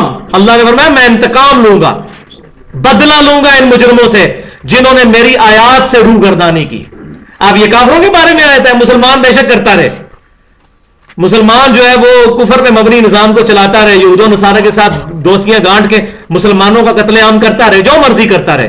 جی یہ تو کافروں کے بارے میں آتے ہیں, تو یہ قرآن کافروں کو دے دو. باقی ویسے کافروں کے بارے میں ہے, وہ اس کو پڑھ کے مسلمان ہو رہے ہیں. جنہوں نے مسلمان ہونا ہے ان کے بارے میں ہی ہے نا, ہم نے تو مسلمان بننا ہی نہیں صحیح, تمہارے بارے میں کہاں سے ہونی ہے یہ آیات. تو یہ الحمدللہ ایک بہت بڑا ادھار تھا جو میں اپنے اوپر سمجھ رہا تھا کہ اس کو ریکارڈنگ میں, اس سرچ پیپر کو ریکارڈ کروا دیا جائے. اب آخر میں آپ کو اپنے یوٹیوب کے چینل کا ایڈریس بھی بتا دیتا ہوں, www.youtube.com/user اور /720085. آپ گوگل میں بھی جا کے لکھیں 72085 چینل آن یوٹیوب 72085, تو ہمارے سارے لیکچرز وہاں پہ پڑے ہوئے ہیں. الحمدللہ وہ سارے لیکچرز آپ کو مل جائیں گے. اللہ تعالیٰ سے دعا ہے کہ آج یوم عرفہ کے دن, جو سعودی عرب کے مطابق آج دن تھا اور ہماری بھی الحمدللہ رات شروع ہو چکی ہے, جو ہم نے یہ درس سنا, ہمیں یوم عرفہ والا جو درد ہے حضور صلی اللہ علیہ وسلم کا, یہ دعوت قرآن امت تک پہنچانے کی توفیق عطا فرمائے. آج مجھے میدان عرفات سے فون آیا ایک بھائی کا حج پہ, انہوں نے کہا علی بھائی بتائیں دعا کیا کریں آپ کے لیے. میں نے کہا ایک دعا کہ اللہ تعالیٰ ہماری دعوت قرآن کو عام کرے, اسی میں ساری دعائیں شامل ہیں. یہ دعوت قرآن جو ہماری نہیں ہے, امام الانبیاء کی دعوت قرآن ہے صلی اللہ علیہ وسلم.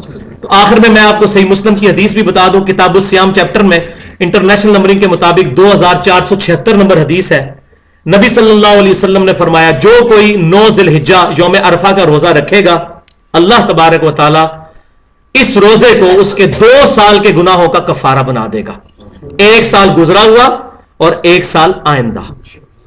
تو یہ 9 ذی الحجہ پاکستان کے مطابق ہوگا۔ یہ چند جو بیچارے تھوڑے کم علم مولوی ہیں انہوں نے یہ لگا دیا ہے سعودی عرب کا، تو ان بیچاروں کو یہ نہیں پتا کہ آج سے 30-40 سال پہلے تک تو ہمارے فرشتوں کو بھی نہیں تھا پتا کہ سعودی عرب میں کب 9 ذی الحجہ ہے، لوگ پیدل حج کے لیے جاتے تھے۔ تو امت 1400 سال تک اس فضیلت سے محروم رہی ہے۔ تو اس سے مراد 9 ذی الحجہ پاکستان کا ہے۔ اور دوسرا الزامی جواب ایسا ہے کہ رات کو نیند نہ آئے ان بیچاروں کو جو اس طرح کا غلط اجتہاد کرتے ہیں۔ اجتہاد کریں لیکن وہ طریقے کے ساتھ کریں۔ تو اجتہاد کو ہم مانتے ہیں لیکن اس طریقے کے اجتہاد کو نہیں، ہم بھی اجتہاد کرتے ہیں کہ سعودی عرب میں جب دن ہوتا ہے نا امریکہ میں رات ہوتی ہے، تو امریکہ میں تو یوم عرفہ کبھی بھی نہیں آئے گا۔ لہذا امریکہ میں جو اسلام is the fastest growing religion ان امریکہ، امریکہ کے لوگ تو ہمیشہ ہی اس فضیلت سے محروم رہیں گے ان مولویوں کی انٹرپریٹیشن کے تحت۔ تو ان کا اجتہاد غلط ہے، ہمارا اجتہاد صحیح ہے کہ یہ امت پوری آفاقی امت، پوری انسانیت کے لیے دین ہے۔ شب قدر بھی ہمارے حساب سے ہوگی، یوم عرفہ بھی اور جو جہاں تک وہاں یوم عرفہ کا تعلق ہے تو یوم عرفہ والوں پہ تو وہاں روزہ ہی نہیں ہے۔ صحیح مسلم میں حدیث ہے کہ یوم عرفہ والے دن حاجی تو روزہ نہیں رکھیں گے۔ تو یوم عرفہ ہمارا تو کل 6 نومبر 2011 کو انشاءاللہ امید ہے کہ 4:55 یا 57 منٹ آپ رکھ لیں، ختم سحری ہے 4:55 صبح، 4:55 سے پہلے سحری رکھ لیں، کر لیں، اور اپنے گھر والوں کو بھی روزہ رکھوائیں، خود بھی رکھیں۔ میں نے بھی گھر بات کی ہے، اپنے بچوں کو، بیوی کو، والدہ کو روزہ رکھوائیں۔ 2 سال کے گناہوں کا کفارہ، 1 سال گزرا ہوا اور 1 آئندہ، لیکن اس سے مراد صغیرہ گناہ ہے۔ کبیرہ گناہ صحیح مسلم میں حدیث ہے وہ توبہ سے معاف ہوں گے۔ چھوٹے گناہ بغیر توبہ کے بھی نیک اعمال سے معاف ہو جاتے ہیں، لیکن کبیرہ گناہ توبہ کے بغیر معاف نہیں ہوتے۔ اللہ تعالیٰ سے سچے حضور، اللہ کے حضور توبہ کریں، اور اس کے بعد قربانی کا دن آئے گا 10 ذی الحجہ کو انشاءاللہ تعالیٰ، اور اس دن افضل ترین عبادت ہے قربانی۔ سب سے افضل یہ ہے کہ پہلے دن قربانی کر لیں، پہلے دن نہیں کر سکے تو دوسرے دن، نہیں تو تیسرے دن۔ الموطا امام مالک میں صحیح سند کے ساتھ یہ حدیث موجود ہے کہ سیدنا عبداللہ بن عمر رضی اللہ تعالیٰ عنہ کہتے ہیں کہ عید کے بعد 2 دن قربانی ہے، یعنی ٹوٹل 3 دن، 10 ذی الحجہ، 11 اور 12۔ 13 والی جو یوم تشریق والی حدیث ہے 4 دن قربانی والی، وہ منقطع روایت ہے، اصول محدثین پہ وہ ضعیف ہے۔ جبیر بن مطعم رضی اللہ تعالیٰ عنہ سے تابعی کی ملاقات ثابت نہیں ہے۔ تو یہ حدیث جو بخاری مسلم میں رفع الیدین رکوع میں جاتے وقت اور اٹھتے وقت کی جو سند ہے، اسی سند پہ الموطا امام مالک میں عن مالک عن نافع عن عبداللہ بن عمر، اسی سند، گولڈن چین اس کو کہتے ہیں حدیث کی روایت میں، سب سے بیسٹ، کہ عبداللہ بن عمر کہتے ہیں کہ عید کے بعد 2 دن قربانی۔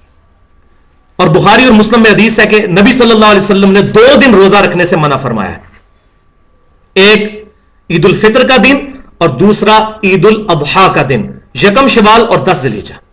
عید 2 دن ہی ہوتی ہے، یہ یوم النہر 3 ہوتے ہیں، 10، 11، 12، ورنہ تو عید کی نماز دوسرے دن بھی پڑھی جا سکتی ہو، جس کی آج رہے گی کل پڑھ لیں، نہیں، عید کے دن 2 ہی ہیں، چھوٹی عید کا دن عید الفطر یکم شوال کو، اور 10 ذی الحجہ بڑی عید کا دن۔ تو عید کے دن 2 ہیں، ان میں روزہ رکھنا منع ہے، اس کے علاوہ کے دنوں میں روزہ رکھنے کی اجازت ہے، اور قربانی کے دن جو ہے وہ 3 ہے۔ تو یہ مسئلہ بھی میں نے کلیئر کیا۔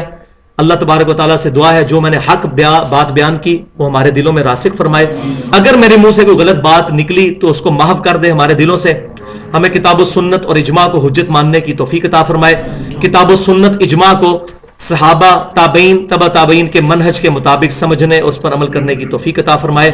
محفل سے اٹھنے کی دعا پڑھ لیں، سبحانک اللہم وبحمدک، اشہد ان لا الہ الا انت، استغفرک واتوب الیک، وما علینا الا البلاغ المبین۔